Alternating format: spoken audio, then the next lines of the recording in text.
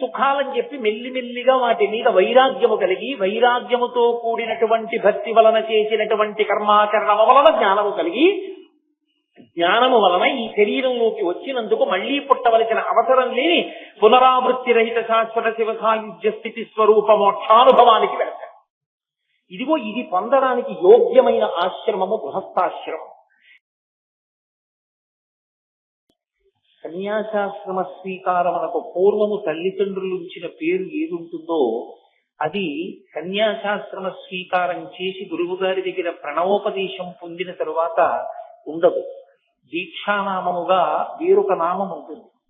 కానీ ఒక్క శంకర భగవత్పాదుల విషయంలో మాత్రం సన్యాసాశ్రమ స్వీకారమునకు పూర్వము తల్లిదండ్రులు ఇచ్చిన పేరు శంకర. సన్యాసాశ్రమం ఇచ్చిన తరువాత వారి గురువు గారైనటువంటి గోవింద భగవత్పాదాచార్యుల వారు ఉంచినటువంటి పేరు కూడా శంకర. ఎందుకని వారికి దీక్షానామము మారలేదు అంటే ఒక్కటే కారణం. కైలాసమునందు ఉండేటటువంటి శంకరుడు ఎవరున్నాడో ఆయనే భూలోకంలో కలియుగంలో శంకర భగవత్పాదుల రూపంలో అవతరించారు. నమ కపర్దినీచ యుక్తకేశాయచ అని. జటాజూటంతో ఉండేటటువంటి పరమేశ్వరుడు వ్యుక్తకేశుడై అంటే ముండిత శిరస్కుడై, శిరస్సు మీద ఏమీ వెంట్రుకలు లేకుండా గుండుతో కూడుకున్నటువంటి వాడై, బాగా అర్థమయ్యేటట్టు చెప్పాలి అంటే ఈ భూమి మీద నడయాడాడు. ఎందుచేత ఆయనకు అవసరం వచ్చింది అంటే చేతిలో ఒక ఆయుధాన్ని పట్టుకుని ధర్మ వ్యతిరేకమైనటువంటి వాళ్ళని చంపడానికి అవకాశమైనటువంటి స్థితి కాదు కలియుగ ప్రారంభం. ఎందుచేత అంటే మహాభారత యుద్ధం జరిగిన రోజులలో కృష్ణ పరమాత్మ ప్రతిజ్ఞ చేశారు. పరిత్రాణాయ సాధూనాం వినాశాయ చ దుష్కృతాం ధర్మ సంస్థాపనార్థాయ సంభవామి యుగే యుగే. నేను ధర్మాన్ని పాడు చేసేటటువంటి వాళ్ళని మట్టు పెట్టడానికి, ధర్మాన్ని మళ్లీ సువ్యవస్థితం చెయ్యడానికి అవతార స్వీకారం చేస్తూ ఉంటాను. కానీ ధర్మ వ్యతిరేకులైన వారందరినీ చంపుకుంటూ వెళ్ళిపోతే కలియుగంలో అసలు మనుష్యుడు అన్నవాడు మిగలడం. కలి యొక్క ఉద్ధతి అటువంటిది. కాబట్టి ఇప్పుడు చేతిలో ఒక అస్త్రాన్ని పట్టుకుని లేకపోతే ఒక శస్త్రాన్ని పట్టుకుని ఎవరు ధర్మ వ్యతిరేకులుగా ఉన్నారో వాళ్ళందరినీ చంపేయడం తేలిక మార్గం కాదు, అది అనుసరణీయము కాదు. మనసులను ఆవహించి ఉన్నటువంటి కలిని తొలగగొట్టాలి, అందరినీ ధర్మ మార్గంలో నడిపించాలి.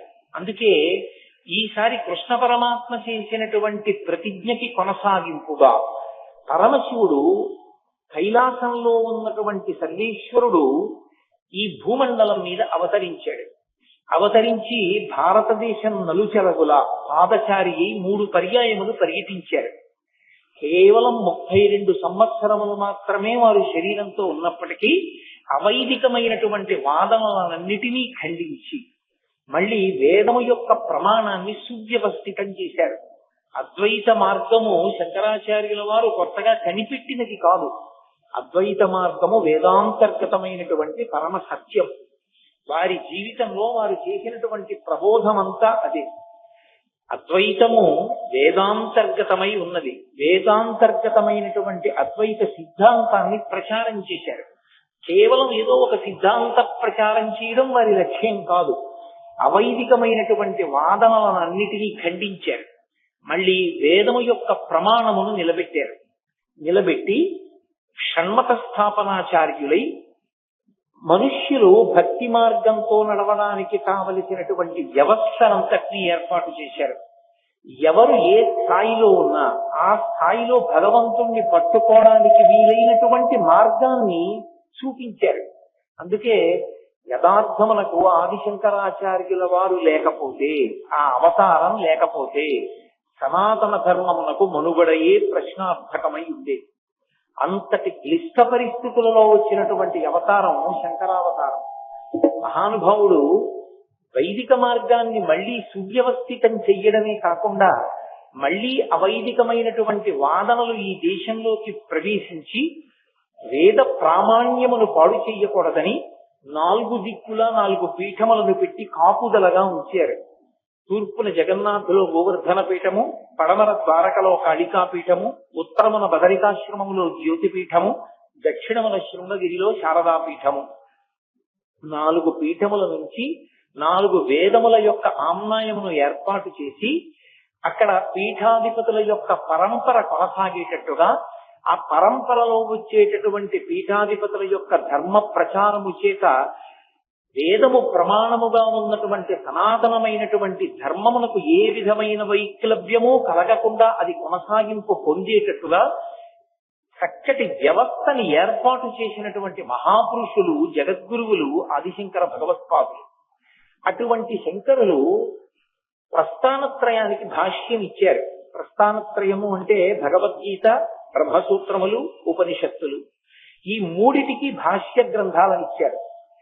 అంత పెద్దవాటికి భాష్య గ్రంథాలు చదువుకోలేరేమో అన్న వారి కోసం తరువాతి స్థాయిలో అందుకోవడానికి వీలుగా భగవత్ సంబంధమైనటువంటి భక్తి జ్ఞానములను ఏర్పాటు చేసుకుని వైరాగ్యమును పొందడానికి వీలుగా శివానందలహరి, సౌందర్యలహరి వంటి గ్రంథములను రచించి లోకానికి అందించారు.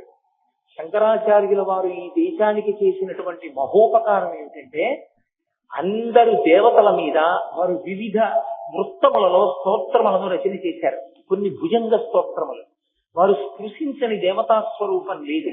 సుబ్రహ్మణ్యేశ్వర స్వామి వారు, గణపతి, పార్వతీ పరమేశ్వరులు, శ్రీకృష్ణ పరమాత్మ, లక్ష్మీదేవి, శ్రీ మహావిష్ణువు, మీనాక్షి, పంచరత్నాలు. వారు స్పృశించినటువంటి దైవం లేదు. అందరు దైవాల మీద వారు స్తోత్రాలు ఇచ్చారు. స్తోత్రాలు ఇవ్వడం ఒక ఎత్తైతే, ఏ స్తోత్రంలోనూ కూడా వారు నేను చేస్తున్నాను ఈ స్తోత్రాన్ని అన్న భావన వచ్చేటట్టుగా వారు చెయ్యలేదు శ్లోకాలు. మీరు సంగీతంలో త్యాగరాజస్వామి వారి యొక్క కృతులను చూస్తే, త్యాగరాజస్వామి కీర్తనలలో త్యాగరాజనుత ఉంటుంది, ముద్ర అంటారు దాన్ని. త్యాగరాజనుత అంటే అదో ముద్ర. ఇది త్యాగరాజస్వామి వారి కీర్తన. మీరు త్యాగరాజనుత అని కీర్తన చేస్తే త్యాగరాజు చేత పొగడబడిన వాడా అని అర్థం వస్తుంది. శంకరాచార్యుల వారు జగద్గురువుగా ఈ దేశానికి చేసిన మహోపకారం ఏమిటంటే, ఎక్కడెక్కడ లోకానికి ప్రయోజనం కలగాలని వారు స్తోత్రాన్ని అందించారో అక్కడక్కడ వారు 2 మాటలను ప్రయోగించారు. నహ, మాం. సంస్కృతంలో ఈ 2 మాటలకి ఒక ప్రత్యేకమైనటువంటి స్థాయి. మాం అంటే నన్ను, నహ మమ్ములను. ఎందుకు ఆ మాటలు వేశారంటే, అది శంకరాచార్య కృతమై శంకరాచార్యుల వారు ఆ స్తోత్రం వలన లబ్ధి పొందడం ఆయన యొక్క ఉద్దేశ్యం కాదు.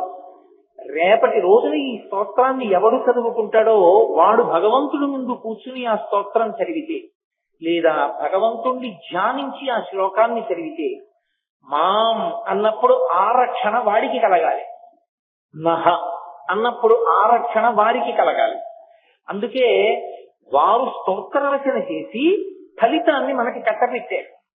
ఇది ఒక తండ్రి కొడుకు కొరకు ఎలా ఏర్పాటు చేస్తాడో అలా మన కొరకు కాలంలో ఎన్ని సంవత్సరములు దాటిపోనివ్వండి, ఎన్ని దశాబ్దములు శతాబ్దములు గడిచిపోనివ్వండి, మళ్ళీ మనం సక్రమంగా దేవతలని ఆరాధన చెయ్యడంలో స్తోత్రాన్ని చెప్పగలమో చెప్పలేమోనని మన కొరకు శంకర భగవత్పాదులు అత్యద్భుతమైనటువంటి స్తోత్రములను అందించారు. ఆ స్తోత్రములకి ఒక ప్రత్యేకత ఉంటుంది. ఏమా ప్రత్యేకత అంటే, ఒక్కొక్క స్తోత్రం ఒక్కొక్క ఆశ్రమంలో ఉన్న వాళ్ళకి ఎక్కువ ప్రయోజనాన్ని కల్పించేదిగా ఉంటుంది. జిజ్ఞాసులు ఉంటారు, అంటే అసలు భగవంతుడి గురించి తెలుసుకోవాలి, అసలు గురువు అంటే ఎవరు తెలుసుకోవాలి, తల్లి అంటే ఎవరు, తండ్రి అంటే ఎవరు, పాపం అంటే ఏమిటి, పుణ్యం అంటే ఏమిటి, లేకపోతే సాధన అన్న మాటకు అర్థం ఏమిటి, దైవము అని ఎవరిని పిలవాలి, ఇవి తెలుసుకోవాలి అనుకున్న జిజ్ఞాసుల కొరకు వాళ్ళకు అద్భుతమైనటువంటి స్తోత్రాన్ని ఇచ్చారు. దాన్ని ప్రశ్నోత్తరమాలిక అంటారు. ప్రశ్న ఎవరో వెయ్యలేదు శంకరాచార్యుల వారు. సాధకుని యొక్క స్థాయిలోకి ఆయన కిందకొచ్చి అయోమయావస్థలో ఉన్నటువంటి సాధకుడు జిజ్ఞాసు అయి తెలుసుకోవాలనుకున్నప్పుడు ఎటువంటి ప్రశ్నలు వేస్తాడో ఆ ప్రశ్నలు ఆయనే వేశారు. జగద్గురు స్థాయిలో కూర్చుని అయోమయావస్థకి గురి కావలసిన అవసరం లేకుండా చాలా తేలికైన మాటలతో, లఘువైన సమాధానాలతో జవాబులు ఇచ్చారు. ఇచ్చి దానికి ఆయన ఇంకొక పేరు పెట్టలేదు. శంకరులు ఎప్పుడు ఎక్కడ ఏ పేరు పెట్టినా, ఏ పేరుతో పిలిచినా దానికి ఒక ప్రాధాన్యత. శంకర వాంగ్మయమునందున్నటువంటి అద్భుతం అది. ఆయన దానికి ప్రశ్నోత్తర మాలిక అని పేరు పెట్టారు. మాలికకి ప్రయోజనం ఏమిటంటే ధరించడం. ధరించి వాసన చూసి పక్కన పెట్టినా ధరించి ఉన్నట్టే లెక్కలోకి వస్తుంది. నాకు ఇప్పుడు ఈ మాల పట్టుకొచ్చారు. ఈ మాల ప్రయోజనమేమి? నా మెడలో వేయడమే. నా మెడలో వేసిన తరువాత నేను వాసన చూసి పక్కన పెడితే అది ఇక నేను స్వీకరించినట్టే, నేను అనుభవించినట్టే ఆ మాలని. అది మెడలో వేయబడుతుంది కాబట్టి దానికి మాల అని పేరు. ఆయన అన్నారు ప్రశ్నోత్తర మాలిక అంటే ఇది నువ్వు చదివి వదిలిపెట్టేది కాదు, ఇది నీ మెడలో ఉండాలి. మెడలో అంటే కంఠమునకు తగులుతుంది, కంఠగతమై ఉండాలి. ఇది నీకు ఎప్పుడూ ధారణలో ఉండాలి. ధారణలో ఉంటే గురువెవరు? వెంటనే శంకరుడు ఏం చెప్పారో జ్ఞాపకం వస్తుంది. ఓ గురువు గారంటే ఇది. అమ్మ ఎవరు? వెంటనే గుర్తొస్తుంది. ఓ శంకరుడు ఇలా చెప్పారు. కాబట్టి దానికి ఆయన ప్రశ్నోత్తర మాలిక అని పేరు పెట్టారు. ఇప్పుడు ఆ ప్రశ్నోత్తర మాలిక రోజు చదువుకుంటే ఏమవుతుందండి అని అడిగారు అనుకోండి. ప్రశ్నోత్తర మాలిక రోజు చదువుకుని ప్రశ్నోత్తర మాలికకి వ్యాఖ్యానం వింటే జిజ్ఞాసుకి స్పష్టమైన అవగాహన కలుగుతుంది. అయోమయమంతా పోతుంది. ఎంత గొప్పగా పోతుందంటే అవ్యక్త రేఖామివ చంద్రరేఖాం పంసు ప్రసిద్ధామివ హేమరేఖాం క్షత ప్రరూఢామివ బాణరేఖాం వాయు ప్రభిన్నామివ మేఘరేఖాం అంటారు వాల్మీకి మహర్షి. వాయువు చేత కొట్టబడిన మేఘము చెదిరిపోయినట్టుగా అయోమయావస్థ అంతా పోయి స్పష్టమైన అవగాహన కలుగుతుంది. సాధకుల ప్రయోజనము కొరకు ప్రశ్నోత్తర మాలికనిచ్చారు వారు. అలాగే అద్వైతానుభూతి ఒక గ్రంథాన్ని ఇచ్చారు. అలాగే వారి శరీరాన్ని విడిచిపెట్టేసేటప్పుడు శిష్యులు వెళ్ళి అడిగారు, అయా మీరిచ్చిన వాంగ్మయం మహాసముద్రం, మీరు అవతార పరిసమాప్తి చేస్తున్నారు, ఇక ఆ తర్వాత శరీరంలో ఉండి పిలిస్తే పలకడానికి మీరు ఉండరు, కాబట్టి మాకు సమస్తమైనటువంటి వేదాంత సారాన్ని అనుష్ఠానంలో మేము గుర్తు పెట్టుకోవలసినవి, పాటించవలసినవి లఘువుగా చెప్పండి అంటే అప్పుడు వారు అవతార పరిసమాప్తి చేసే ముందు కొన్ని మాటలు చెప్పారు. వేదో నిత్యమధీయతాం తదుజితం కర్మ స్వనుష్ఠీయతాం. అవతారం దేనికి వచ్చిందో అవతార పరిసమాప్తి కాలమనందు ఆ మాటతో పూర్తి చేశారు. ఎందుచేత అంటే లోకంలో లౌకికంగా కూడా ఒక మర్యాద ఉంటుంది. చనిపోయే ముందు ఒక వ్యక్తి వాంగ్మూలం ఏదిస్తాడో అదే సత్యము అని.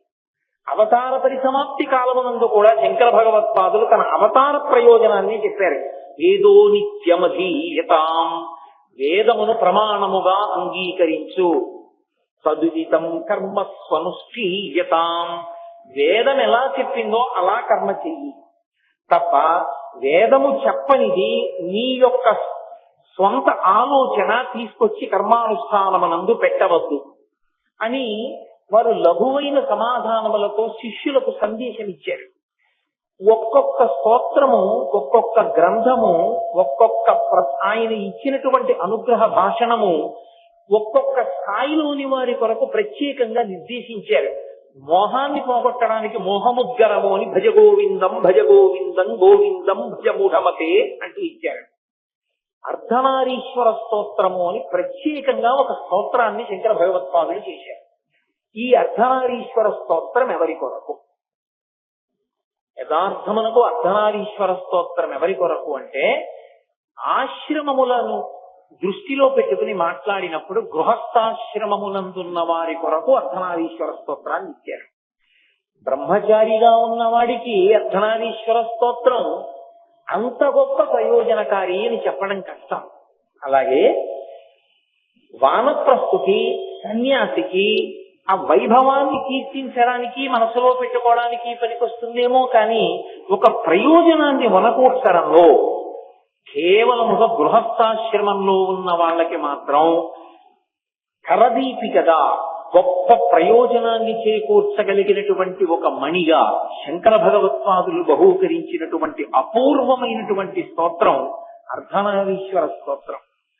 ఈ అర్ధనారీశ్వర స్తోత్రము యొక్క ప్రయోజనం ఏమి అంటే ఈ అర్ధనారీశ్వరుణ్ణి అసలు ఎప్పుడు ఉపాసన చెయ్యాలి ఈ స్వరూపాన్ని అంటే దీన్ని ప్రధానంగా మనకు ఉపాసనలో ఎక్కడ కనపడుతుందంటే అట్ల తద్ది అని చేస్తూ ఉంటారు ఆడపిల్లలు.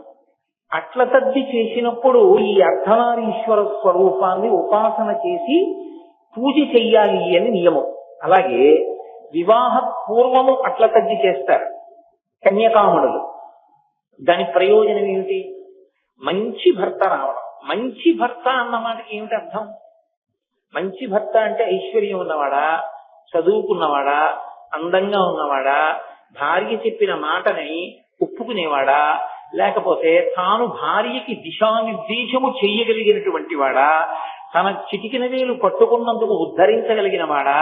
ఎవరు మంచి భర్త రావడం అంటే?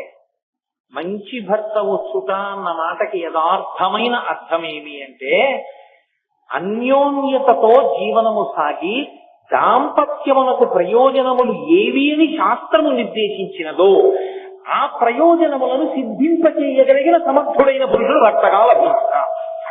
ఎందుకంటే తస్మాత్ శాస్త్రం ప్రమాణం చే కార్యాకార్యం వ్యవస్థితం. శాస్త్రము ప్రమాణము తప్ప నేను చెప్తే ప్రమాణం కాదు, వేరొకరు చెప్తే ప్రమాణం కాదు. శాస్త్రాన్ని చెప్తే శాస్త్రం ఒక్కటే ప్రమాణం. శాస్త్రమును దృష్టిలో పెట్టుకుని శాస్త్రీయమైన ప్రయోజనములు జీవితమునకు సిద్ధింపజేయగలిగినటువంటి సమర్థత కలిగిన పురుషుడెవరో వాడు భర్తగా రావాలి. అటువంటి భర్త వచ్చుట కొరకు అట్లతజ్ఞాను చేసేటటువంటి ఉపాసనలో ఉండేటటువంటి మూర్తి అర్ధనారీశ్వర స్వరూపమే. అలాగే వివాహానంతరము కూడా మళ్ళీ ఇదే నోము చేస్తారు, అదే అట్లతజ్ఞి నోము చేస్తారు. కొన్నాళ్ళు చేసి ఉద్యాపన చేస్తారు వివాహితులు కూడా. మరి వివాహం అయిపోయిన తర్వాత కూడా అట్లతజ్ఞికి ప్రయోజనం ఏమిటి? భర్తతో అన్యోన్యతయే, అన్యోన్యమైన దాంపత్యము కొరకే ఈ వ్రతాన్ని చేస్తారు. చేసి అప్పుడు కూడా అర్ధనారీశ్వర స్వరూపాన్ని స్తోత్రం చేస్తారు.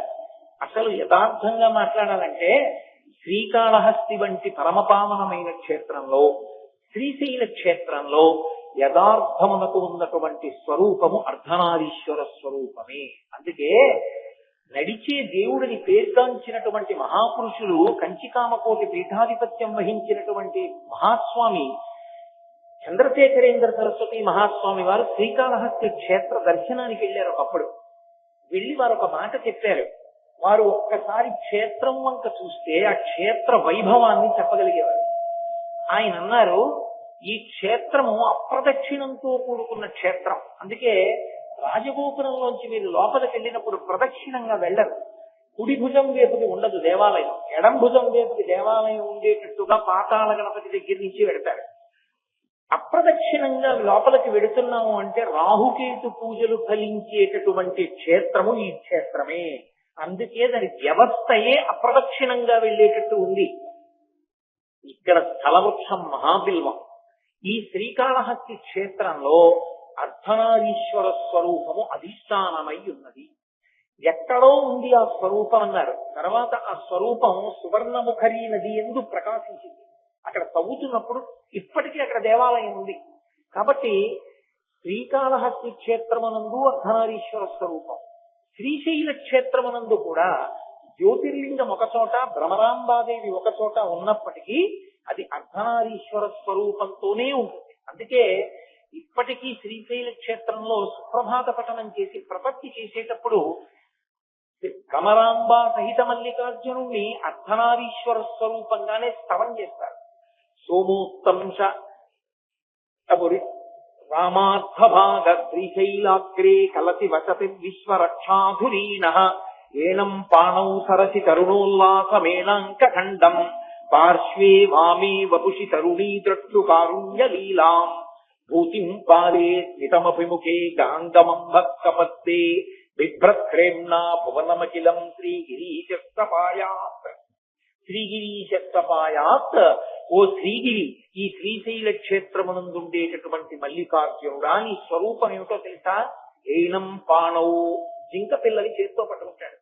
ఏనం పాణౌ సరసి తరుణోల్లాసమేనాంక ఖండం పార్శ్వే మామే వపుషి తరుణి. వపుషి అంటే శరీరం. శరీరము యొక్క వామార్థ భాగమునందు పార్వతీదేవి ఎడమ భాగమునందు ఉంచుకున్నటువంటి ఓ పరమేశ్వరుడా నీకు నమస్కారము.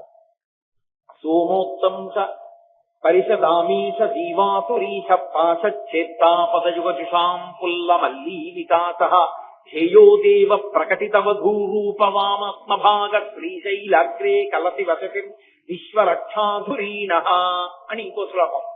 ఓ విశ్వరక్షాధురీనుడైనటువంటి మల్లికార్జునుడా, నీ వామభాగమునందు అర్ధనారీశ్వరుడవై పార్వతీదేవి శోభిస్తోంది. ఈ రెండు క్షేత్రములు అర్ధనారీశ్వర స్వరూపములకు సంబంధించిన క్షేత్రములే. అటువంటి అర్ధనారీశ్వర స్తవాన్ని శంకర భగవత్పాదులు ప్రత్యేకంగా గృహస్థాశ్రమంలో ఉన్న వాళ్ళ కొరకే ఇచ్చారు. ఈ గృహస్థాశ్రమంలో ఉన్న వాళ్ళ కొరకు సన్యాసాశ్రమంలో ఉన్న శంకరాచార్యుల వారికి ఇవ్వవలసినంత అగత్యమేమి? వారు జగద్గురువులు కనుక వర్ణాశ్రమములు ప్రాణప్రదములై ఉంటాయి. ధర్మానుష్ఠానమునందు ఏది ప్రాతిపదిక అంటే వర్ణము ఆశ్రమము, ఈ రెండు ప్రాతిపదికలై ఉంటాయి ధర్మానికి. ధర్మము అంటే పట్టుకుని ఆచరించవలసినది. తెలియసేవా జనైరితి ధర్మం. తెలుసుకోవడం పూర్వాంగం, అనుష్ఠించడం ఉత్తరాంగం. తదనంతరం దాన్ని అనుష్ఠించాలి తెలుసుకుని. సంధ్యావందనం చెయ్యాలి. ఎవరు చెయ్యాలి సంధ్యావందనం? అప్పుడు వర్ణాశ్రమములు ఈ రెండు వస్తాయి. సన్యాసికి సంధ్యావందనం లేదు, గృహస్థుకి సంధ్యావందనం ఉంది, బ్రహ్మచారికి సంధ్యావందనం ఉంది. ఎవరు సంధ్యావందనం చేయడానికి అర్హత ఉన్నవాడు? ఎవడికి యజ్ఞోపవీతం ఉందో వాడు సంధ్యావందనం చెయ్యాలి. వాడు సంధ్యావందనం చెయ్యకుండా తిరగడానికి వీల్లేదు. ఏదైనా పక్కన పెట్టి సంధ్యావందనమే ముందు చెయ్యాలి. కాబట్టి ఇప్పుడు ఒక్కొక్క వర్ణాశ్రమమును ఆధారంగా చేసుకుని ధర్మం వచ్చింది. ఇప్పుడు ఆ ధర్మాన్ని పట్టుకుని తరిస్తూ ఉంటాడు. గృహస్థాశ్రమము ధర్మమునకు అవవాలము. గృహస్థాశ్రమము పరమపావనమైనటువంటి ఆశ్రమం. ఎందుకు అసలు గృహస్థాశ్రమము, బ్రహ్మచర్యము, వానప్రస్థము, సన్యాసము అని 4 కింద ఆశ్రమాలను విడగొట్టాలి? ఎందుకు అసలు విడగొట్టింది వేదం అంటే, అలా విడగొట్టడానికి ఒక కారణం ఉంది. కట్లు విప్పేశారని కాదు, ఎప్పుడూ కట్టు వేస్తూనే ఉంటారు. ఎప్పటికవసరమైన కట్టు అప్పుడు వేస్తూ, అప్పటికి అవసరము లేని కట్టు తీసేయడమే ఆశ్రమాన్ని మార్చడం. మీరు చూడండి, పట్టికెళ్లేవాడు మొట్టమొదట తాటితో గట్టిగా కడతాడు అనుకుంటాడు. మోతాలతో పెట్టి నొక్కి కట్టినప్పుడు చాలా గట్టిగా కట్టేశాను, ఈ పత్తి బెట్టకదని. ఇప్పుడు ఆ పట్టికెళ్ళి మిల్లోకి పట్టికెళ్ళి ఇచ్చినప్పుడు అది యంత్రాల మీద పెడుతుంది. ఒక యంత్రం ఇంకో యంత్రం మీద ఉన్న పత్తిని నొక్కుతుంది. ఇప్పటి వరకు తను కట్టిన కట్టు చాలా గట్టిగా ఉందనుకున్నవాడు తెల్లబోతాడు. ఎందుకంటే ఆ కట్టు వదిలైపోయి ఊడిపోతుంది తనంతటా. దాన్ని ముడి విప్పరు. ఎంత గట్టిగా నొక్కేస్తుందంటే పత్తి దగ్గరైపోయి కట్టు వదిలైపోతుంది తనంతటా. ఇప్పుడు వదిలైపోయిందని ఆ కట్టుని విక్కిరించడానికి కాదు యంత్రం నొక్కింది. ఇప్పుడు యంత్రం మళ్ళీ ఒక ఇనప రేగుని తీసుకుని మళ్ళీ గట్టిగా తను ముడేస్తుంది. ఇప్పుడు అది మనిషి వేసిన కట్టు కన్నా ఈ కట్టు గట్టిగా ఉంటుంది. ఎందుకు వేశారు కట్టు ఎందుకు మార్చారు? తను వేసిన కట్టు కదిలిపోయే కట్టు. ఈ కట్టు ఆ పత్తి చేరవలసిన స్థానాన్ని చేరే వరకు పనికిరాదు, యంత్రం కిందకి వెళ్లే వరకే పనికొస్తుంది. అక్కడ కట్టు మార్చారు. దాని వలన పత్తి ఎక్కడికి చేరాలో అక్కడికి ఎక్కడా మధ్యలో ముద్ద పడిపోకుండా వెళ్ళిపోయింది.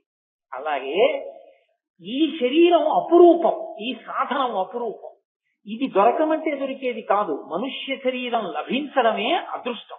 అందుకే 84 లక్షల జీవరాశులలో అత్యద్భుతమైన జన్మ ఏది అంటే మనుష్య జన్మయే. మనుష్యత్వం, ముముక్షత్వం, మహాపురుష సమాశ్రయ. ఈ 3 దొరకమంటే దొరికేవి కావు అంటారు శంకరాచార్యుల వారి వివేక చూడామణిలో. ఎందువల్ల గొప్పదైంది అంటే దీనితో ధర్మానుష్ఠానము చేయవచ్చు. మిగిలినటువంటి శరీరములు ధర్మానుష్ఠానమునకు పనికిరావు. వాటికి ఉన్నది ఒకటే ధర్మం, జంతు ధర్మం. దీనికి ధర్మానుష్ఠానమునకి ఇది పనికొస్తుంది. ఇది భగవన్నామమును చెప్పడానికి పనికొస్తుంది. మిగిలిన ఏ ఉపాధి కూడా ఇక భగవన్నామమును చెప్పడానికి పనికిరాదు. ఇన్ని లక్షల ప్రాణులు ఉండనివ్వండి, రామా రామా రామా అనవే అన్నారనుకోండి, అది అనలేదు. దీనితో ఇది జర్జరీభూతమైపోయినా రామా రామా రామా అని ఈ శరీరం అనగలదు. దీనికి ఒక్కదానికే స్వరపేటిక పెట్టి పరమేశ్వరుడు ఏదైనా ఉచ్చరించగలిగినటువంటి శక్తినిచ్చాడు. దాన్ని సక్రమంగా ఉపయోగించుకుంటే భగవంతుణ్ణి చేరుతాడు. దాన్ని దుర్వినియోగం చేసుకుంటే మళ్ళీ హీనోపాధుల్లోకి వెళ్ళిపోతాడు. అటువంటి ఉత్కృష్టమైన మనుష్య జన్మలో మొట్టమొదటిది బ్రహ్మచర్యం. బ్రహ్మచర్యమునందు శాస్త్రాన్ని అధ్యయనం చేస్తాడు. ఇది జీవిత పర్యంతము పనికొచ్చేటటువంటి శాస్త్రమునకు ప్రాతిపదికగా గురువు గారి దగ్గర కూర్చుని శాస్త్రాన్ని అధ్యయనం చేసి ప్రతిరోజు సమిధాదానము అని అగ్నిహోత్రంలో సమిధ సమర్పణం చేశారు. కొంతకాలం అయిపోయింది బ్రహ్మచర్యం. ఇప్పుడు శరీరము లోపల ఉన్నటువంటి మనసుకి ఒక లక్షణం ఉంటుంది. అది కాలమునందు శరీరమునందు పొటమరించేటటువంటి వికారం. ఋషులు అంత జాగ్రత్తగా దాన్ని లెక్క పెట్టారు. మీరు దాన్ని అంత పవిత్రంగా అర్థం చేసుకోవలసి ఉంటుంది. అణిచి పెడితే ప్రమాదం వస్తుంది కామాన్ని. ఒక వయస్సు దాటేటప్పటికీ శరీరమునందు కామము పొటమరిస్తుంది, మనసు కామభావన పొందుతుంది. ఇప్పుడు కామభావన పొందిన మనసుని మీరు బలవంతంగా నిగ్రహించారనుకోండి, కాలు కింద త్రాసుపావుని పెట్టుకుంటే ఎలా ఉంటుందో అలా ఉంటుంది. ఒకడు త్రాసుపావుని కాలు కింద పెట్టుకున్నాడు, ఇప్పుడు అదేం చేయదు కాబట్టి తల దగ్గర నొక్కి పెట్టి కూర్చున్నాడు. ఎంతసేపు భద్రంగా ఉంటాడు? కాలు అలా ఉన్నంతసేపే. పొరపాటున ఇలా అన్నాడో చనిపోయడం లెక్కే. కాలు కిందున్న త్రాసుపాము తాత్కాలికంగా తల ఉంచిన ఎప్పుడు కాలు తీస్తాడు కాటేద్దామని చూసినట్లే ఇంద్రియములు కాట్లు వేయడానికి సిద్ధంగా ఉంటాయి. అందుకే వ్యాస భగవానుడు దేవీ భాగవతం చేస్తూ ఒక మాట అంటాడు, ఇంద్రియాని బలిష్టాని ననియుక్తాని మానద అపక్వస్య ప్రకుర్వంతి వికారాం స్థామనేక అంటాడు. ఇంద్రియములు బలిష్టములు, అవి కాట్లు వేస్తాయి. మనసు అంత తొందరగా లొంగదు. లోకములన్నీయున్ గెలిచినాడ ఇంద్రియానీకము చిత్తమున్ గెలువనేరవు నిన్ను నిబద్ధు చేయు భీషణ శత్రులాపుర ప్రభిన్నుల చేసిన ప్రాణికోటిలో నీకు విరోధి లేడొకడు నిర్పున సూడుము ధనవేశ్వర అంటాడు ప్రహ్లాదుడు హిరణ్యకశిపుడితో భాగవతంలో.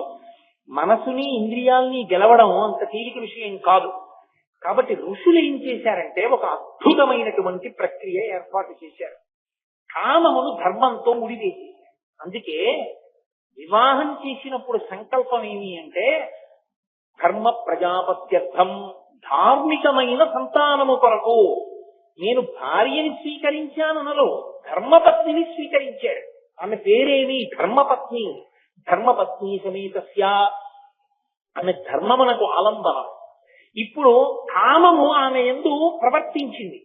ఆమె యందు కామముంచుకున్న కారణానికి ధార్మికమైనటువంటి కట్టుబాటు వలన కామము ధర్మముతో ముడిపడితే ధర్మబద్ధమైన అర్థం వచ్చింది. ఏమిటా అర్థం? కొడుకు, కూతురు. కూతురు వచ్చింది, కన్యాదానం చేసి తరించావు. కొడుకు పుట్టాడు, పితృరుణం తీరిపోయింది. పితృరుణం తీరడానికి గృహస్థాశ్రమం ప్రాతిపదిక అయింది. 3 రుణములు ఉంటాయి. ఈ మూడు రుణములను తీర్చుకోవాలి అంటే ఒక రుణాన్ని బ్రహ్మచర్యంలో తీర్చుకోగలడు. 2 ప్రధానమైనటువంటి రుణములను గృహస్థాశ్రమంలోకి ప్రవేశిస్తే తప్ప తీర్చుకోవడం కుదరదు. నేనెప్పుడు చేశానండి అప్పు అంటారేమో. ఆ అప్పు మీరు ఎప్పుడు చేశారన్నది విడిచిపెట్టండి. మనుష్య జన్మ స్వీకరిస్తూనే పుడుతూనే 3 అప్పులతో పుడతాడు. 1 శాస్త్ర రుణము, 2 దైవ రుణము, 3వది పితృ రుణము. ఇందులో శాస్త్ర రుణము అంటే ఋషులు మన కొరకు శాస్త్రాన్నంతటినీ ఇచ్చారు చదువుకుని జీవితాన్ని బాగు చేసుకోమని. ఆ రామాయణం కోట్ల రూపాయలు ఖర్చు పెట్టేశావు. కనీసం నీ ఇంట్లో 6 కాండల రామాయణం లేకపోతే నీలో ఏదో పెద్ద తేడా ఉందని గుర్తు. నీ ఇంట్లో భాగవతం 12 స్కంధాలు లేకపోతే నీ జీవితంలో ఏదో పొరపాటు ఉందని గుర్తు. కనీసం గ్రంథాలు ఇంట్లో ఉండాలి, ఎప్పుడో ఒకప్పుడు చదువుతావు. అవి కూడా లేని ఇల్లు దారుణమైనది. ఇన్ని లక్షలు ఇన్నిటికి ఖర్చు పెడుతున్నావు, రామాయణం 6 కాండలు నీ ఇంట లేవంటే ఏం చెప్పుకోవాలి? కాబట్టి శాస్త్రాన్ని చదవాలి. ఋషులు ఇచ్చిన శాస్త్రాన్ని చదివితే రుణం తీరిపోతుంది. ఋషులు బ్రహ్మచర్యంలో శాస్త్రం చదువుకున్నాడు, రుణం తీరింది. కానీ పితృ రుణం, తండ్రికి రుణపడ్డాడు. ఏమిటి రుణం? తండ్రి నీకు శరీరం ఇచ్చినట్లే నువ్వు కూడా సంతానాన్ని కనాలి. సంతానాన్ని కంటే తప్ప నువ్వు రుణ విముక్తుడవు కావు. రుకండు మహర్షి అంతటి వాడిని బ్రహ్మలోక ప్రవేశం చేయనివ్వలే. కాబట్టి సంతానాన్ని పొందాలి. సంతానాన్ని పొందడం అంటే ఎలా పడితే అలా సంతానాన్ని పొందడాన్ని శాస్త్రం అంగీకరించడది. ధర్మబద్ధమైన సంతానము కావాలి. ధర్మబద్ధమైన సంతానం అంటే వేరొకరి కన్య ధార్మికముగా నీకు కన్యాదానము చెయ్యబడాలి.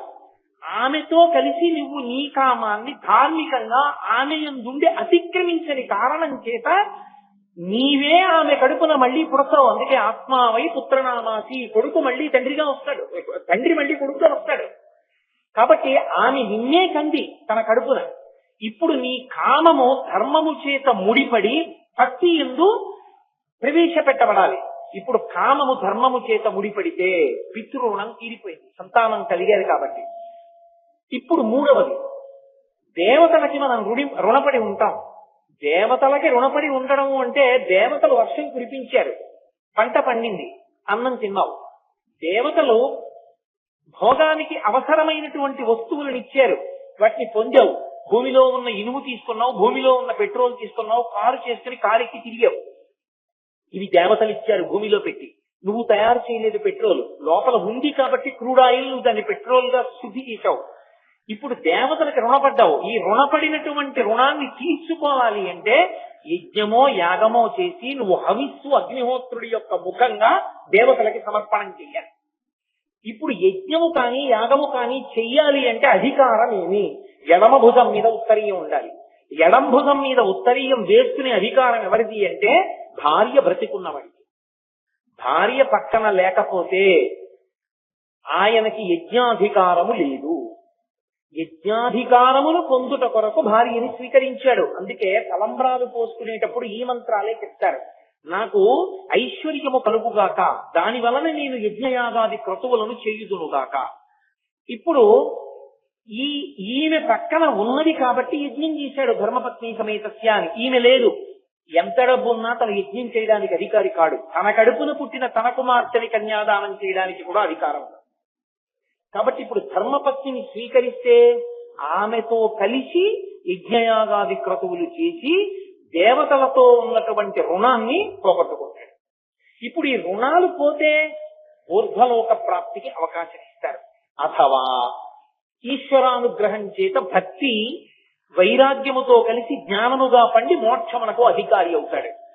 అయితే ఇది అందరికీ వర్తిస్తుందా అంటే కారణజన్ములైన వారి విషయంలో వర్తించదు. అందుకే వారు గృహస్థాశ్రమం తీసుకోకుండా సన్యాసానికి కడతారు. శంకరాచార్యుల వారు ఎలా అలా ఉంటుంది. కొంతమంది మహాపురుషులు ఈ కోవలోకి రారు, కానీ అందరూ మహాపురుషులు మాత్రం కాదు. కాబట్టి సాధారణంగా ఈ కత్తులోనే పెడతారు. అందుకని బ్రహ్మచర్యంలో ఉన్న కట్టు ఒక వయసు వచ్చిన తర్వాత ఇక పనికిరాదు. కత్తికి తనివేసిన కట్టు పూర్తిగా పనికిరానట్టు. అందుకని ఈ కట్టు వదిలిచి కొత్త కట్టేస్తారు. అప్పటి వరకు చెవికి ఆభరణములు ఉండవు, ఇప్పుడు పెట్టుకుంటాడు. ఇంతకు ముందు కంటికి కాటుక పెట్టుకోడు, ఇప్పుడు పెట్టుకుంటాడు. ఇంతకు ముందు పూలదండ వేసుకోలేదు, ఇప్పుడు వేసుకుంటాడు స్నాతకోత్సవం అయిన తర్వాత. ఇంతకు ముందు తాంబూలం వేసుకోలేదు, ఇప్పుడు భార్యతో కలిసి భార్య ఇచ్చిన తాంబూలం వేసుకుంటాడు. అంటే ఏ భోగములను వేదము అనుమతించి నువ్వు అనుభవించవచ్చని చెప్పిందో వాటిని ధర్మంతో ముడిపడి అనుభవిస్తాడు తప్ప యథేచ్ఛగా భోగం అనుభవించడం అన్నది ఈ దేశమునందు లేదు. ఈ దేశమునందు దేనికైనా ఆలంబన అనేది అంటే ధర్మమే. ఏది ధర్మమో వేదం చెప్పాలి, మీరు నేను చెప్తే కాదు. వేదము ప్రమాణము. వేదము ఏది ధర్మం అని చెప్పిందో దాన్నే అనుష్ఠించవలసి ఉంటుంది. కాబట్టి గృహస్థాశ్రమము అత్యంత ముఖ్యమైన ఆశ్రమమై కూర్చుంది. ఇప్పుడు 2 రుణాలు దాంట్లో తీరుతున్నాయి. పైగా 2 ఆశ్రమాల్లో ఉన్న వాళ్ళు గృహస్థు మీద బతుకుతారు. బ్రహ్మచారి తన ముందుకు తినకూడదు.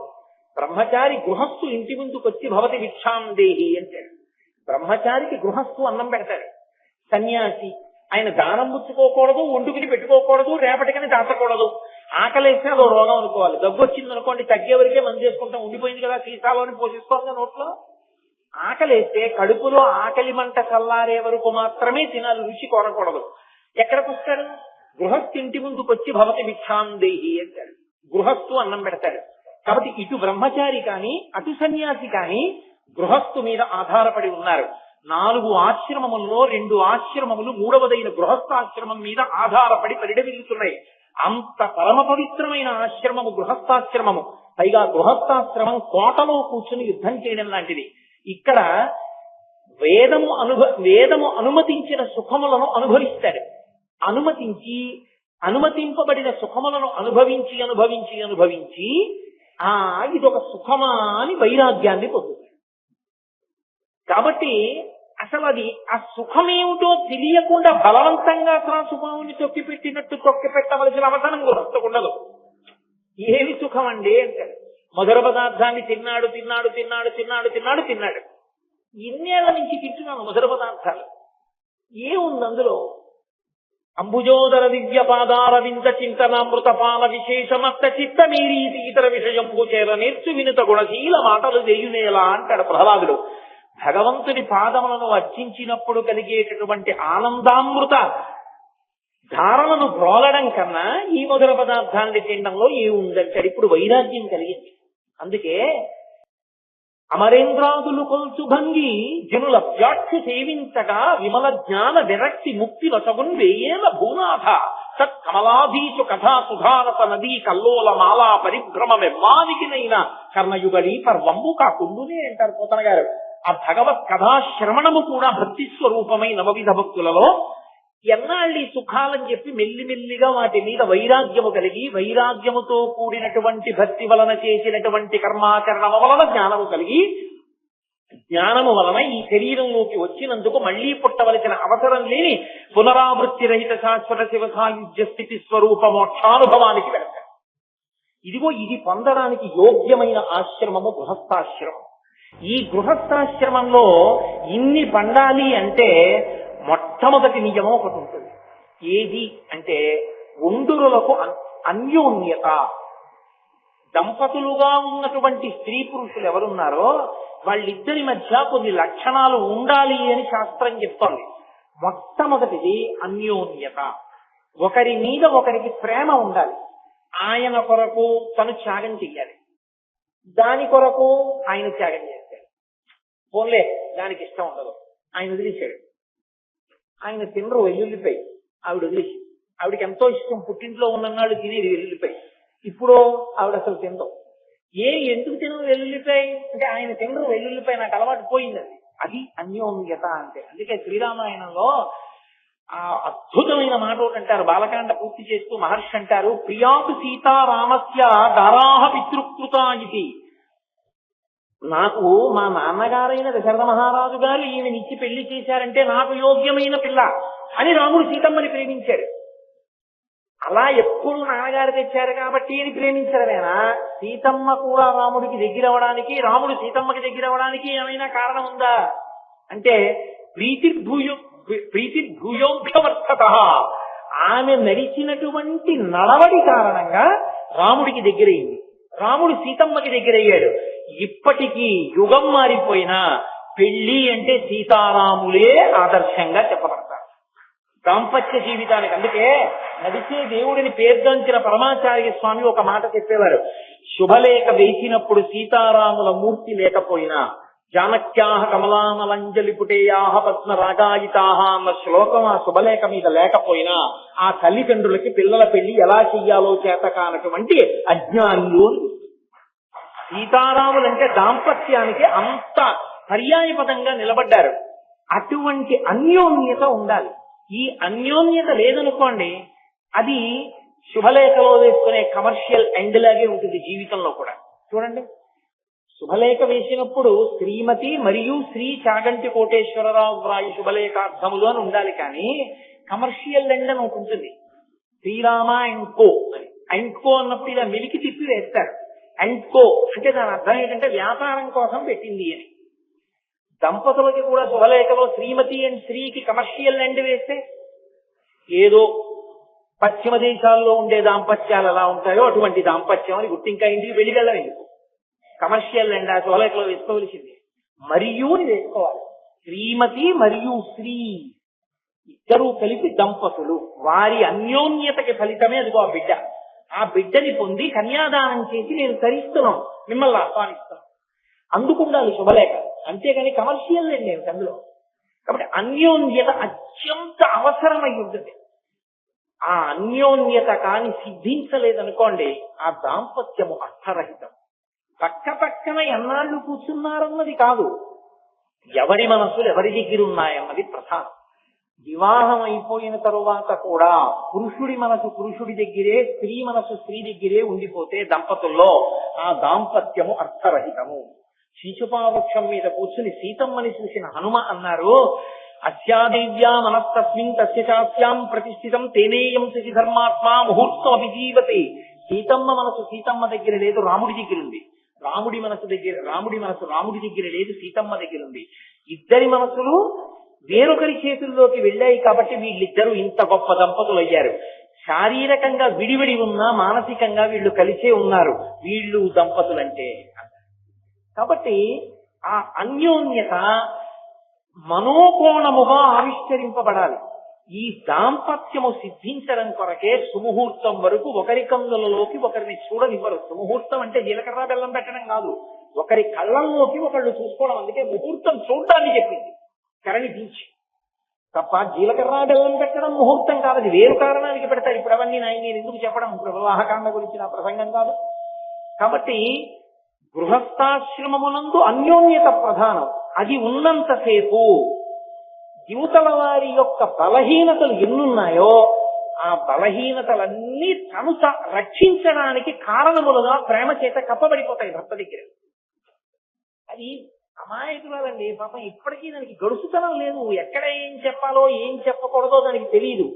కాబట్టి భర్త కంటి పిల్లకి చెప్పుకున్నట్టు ఇంట్లోంచి బయలుదేరే ముందు వాళ్ళు చాలా తెలివైన వాళ్ళు ఇలా అడుగుతారు, నువ్వు తొందరపడి ఏం చెప్పకే, ఏమో మా ఆయనకి తెలిసాను నేను సర్దుకుంటానంటే. ఏది బలహీనతో దాన్ని బయట చెప్పడం, తను కప్పుకుంటాడు. కారణం అన్యోన్యత. ఆయనకి తెల్లవారి నిద్ర లేవగానే ఓ కప్పు కాఫీ తాగాలి. ఏదో పై ఊరు వెళ్ళారు, నిద్ర లేచి మొహం గడుపుకుని కాఫీ తాగే మనిషి అనుకోరు వాళ్ళు. కాబట్టి వీళ్ళు కాఫీ ఇవ్వరు. ఈవిడ ఏం చేస్తుందంటే, నేను కాఫీ తాగకపోతే ఉండలేదని కాఫీ తయారు చేసుకుని పవిటి సాక్ష పెట్టి లోపలికి తెచ్చి కాఫీ తాగేయండి ఇచ్చేస్తుంది. ఆయన బలహీనతను ఆవిడ కప్పేసింది. అంటే అవతల వారి బలహీనతని బయట చెప్పడం కాదు, తమ ప్రేమ చేత కప్పేస్తారు. ఈ కప్పేయడం ఉందే దీని అన్యోన్యత. అది అన్యోన్యతగా సిద్ధిస్తుంది దాంపత్యంలో. ఇది ఎప్పుడు ఒండరుల మీద అంత ప్రేమ కలిగింది. ఈ ప్రేమ కలగలేదనుకోండి, ఎప్పుడూ అసహ్యంగా పుట్టింటికొచ్చి ఆడపిల్ల భర్త మీద చెప్పడం, ఆ పిల్లవాడి తల్లిదండ్రులు నా కోడలన్న భావన లేకుండా ఎప్పుడూ పరాయి పిల్ల కిందే కోడల్ని చూస్తూ ఉండడం. ఇక వాళ్ళిద్దరికీ పెళ్లి చేసి ఏమిటి పొందినటువంటి సౌభాగ్యం ఏమీ లేదు. వాళ్ళిద్దరూ దంపతులుగా జీవించట్లేదు. అన్యోన్యత అవసరం అవుతుంది గృహస్థాశ్రమంలో. అన్యోన్యతకి తోడుగా, అందుకే వివాహకాండలో ఈ మంత్రం చెప్తారు, ఆకర్షణ ఉండాలి. ఆకర్షణ ఎందుకు అని మీరు అంటారేమో. ఆకర్షణ లేకపోతే ప్రహృష్టత కలగదు. మనస్సునందు సంతోషము ఉద్భుతము కాదు, సృష్టి ఎందు ఒక లక్షణం ఉంటుంది.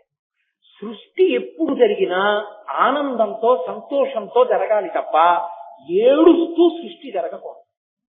లయం బాధాకరంగా ఉంటుంది. ఎప్పుడైనా శరీరాన్ని విడిచిపెట్టినప్పుడు ఇక్కడ ఉన్న పిండాండాన్ని బ్రహ్మాండంతో కలిపేటటువంటి ప్రక్రియలో కొంత శోకం ఉంటుంది. కానీ సృష్టి యందు ఎప్పుడూ శోకం ఉండకూడదు. సృష్టి ఆనందముతో కూడుకున్నదై సంతోషముతో కూడుకున్నదై ఉంటుంది. అలా ఉండకపోతే ఆరోగ్యవంతమైన శిశువు జన్మించడు. అందుకే రామాయణంలో గంగావతరణంలో ఒక మాట చెప్తారు. అగ్నిహోత్రుడు వెళ్లి తేజస్సుని గంగాదేవి యందు ప్రవేశపెట్టేటప్పుడు ఒక మాట చెప్తాడు, నువ్వు ప్రహృష్టవదనవై పరమ సంతోషంతో నా యందు అనురక్తవై ఈ శివ తేజస్సుని పుచ్చుకో, నేను నీ యందు ప్రవేశపెడతానంటాడు. అలా పుచ్చుకుంటే తప్ప తేజోమూర్తి అయిన సుబ్రహ్మణ్యుడు జన్మించడం. దాంపత్యమునందు ఆకర్షణకి వివాహకాండలో చెప్పే మంత్రం యొక్క పరమార్థం ఏమిటో శ్రీరామాయణంలో వాల్మీకి మహర్షి అక్కడ నిరూపణం చేసి చూపించారు. అంత అవసరం ఆకర్షణ. మా ఆవిడ అబ్బా ఎంత సంతోషమో అని పురుషుడు అనుకోవాలి.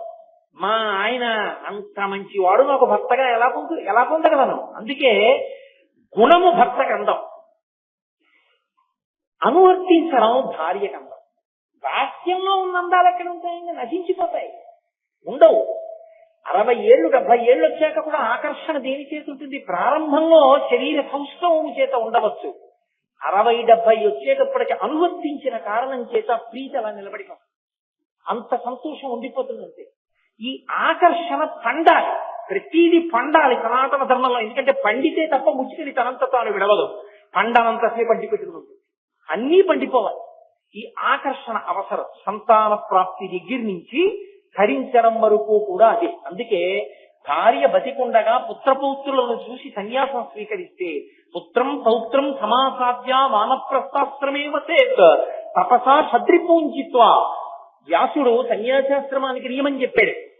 భార్యతో కలిసి దాంపత్యము నుండి కొడుకుని మనవణ్ణి చూసి వైరాగ్యం వచ్చిన తర్వాత భార్యతో కలిసి వానప్రస్థానికి వెళ్ళి ఇంకా ఆపాటి కూడా ఇక భార్యతో కలిసి ఉండలేనంత వైరాగ్యం వచ్చేస్తే అప్పుడు కూడా భార్యను వదిలి వెళ్ళకూడదు. భార్యని తీసుకెళ్లి కొడుక్కి అప్పజెప్పి సన్యాసం తీసుకోవాలి. కాబట్టి అంత ప్రేమతో నిలబడవలసి ఉంది. ఇది సిద్ధించాలి, పండాలి. ఇది పండకపోతే ఆ గృహస్థాశ్రమానికి అర్థం లేదు, జీవితము పండదు, అథవా అసలు సంసారము పండదు. బతికున్నంత కాలము దుఃఖము, శరీరము పడిపోయిన తరువాత కూడా పొందవలసినటువంటి స్థాయిని పొందలేడు. అందుకని గృహస్థాశ్రమం అత్యంత ప్రధానమైన ఆశ్రమమై ఉన్నది. ఇటువంటి ఆశ్రమంలో ఉన్న వాళ్ళందరికీ కూడా ప్రయోజనం కల్పింపబడాలి. అసలు నిజంగా చెప్పాలంటే పెళ్లి కూతుర్ని చేసిన లగాయతు ప్రతి ఆడపిల్ల చేత ఈ స్తోత్రాన్ని చదివించాలి. పెళ్లి అయిన తరువాత కూడా తమ బతుకులు పండడానికి కారణం గృహస్థాశ్రమంలో ఉండేటటువంటి పరిస్థితే కనుక దంపతులు ఇద్దరూ కూడా అర్ధనారీశ్వర స్తోత్రాన్ని చదువుతూనే ఉండాలి ప్రతిరోజు. అసలు అర్ధనారీశ్వర స్తోత్రము నాకు నోటికి రాదు అని ఎవ్వరూ అనడానికి వీల్లేదు. గృహస్థాశ్రమంలో ఉన్నవారు వచ్చి తీరాలి. అందుకు ఇచ్చారు శంకర భగవత్పాదులు. అది వారి కారుణ్యం.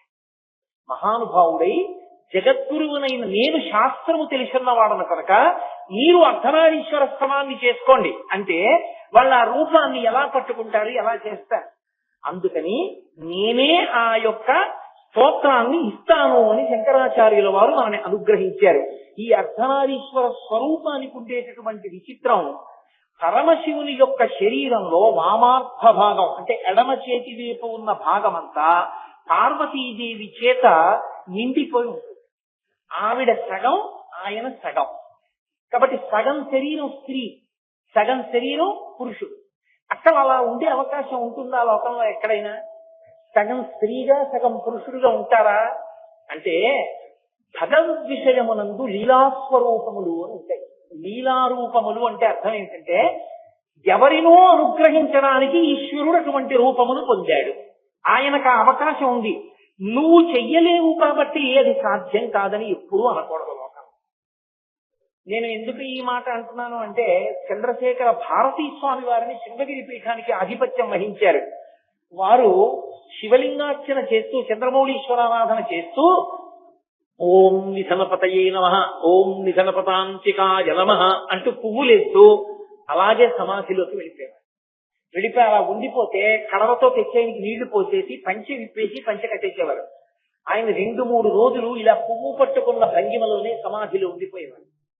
నీకు అలా భక్తితో నిలబడడం చేత కాదు కనుక ఆ చంద్రశేఖర భారతీ స్వామి వారు సమాధిలోకి వెళ్ళడం తప్పని నువ్వు అనకూడదు. నీవు కంటితో చూడని ఎన్నో లోకంలో సత్యాలు ఉన్నాయి. భూమి తిరుగుతోంది, నీకు కనపడిందా తిరగడం? భూమి తిరుగుతోందని నువ్వు ఒప్పుకుంటున్నావా, ఒప్పుకోవట్లేదా?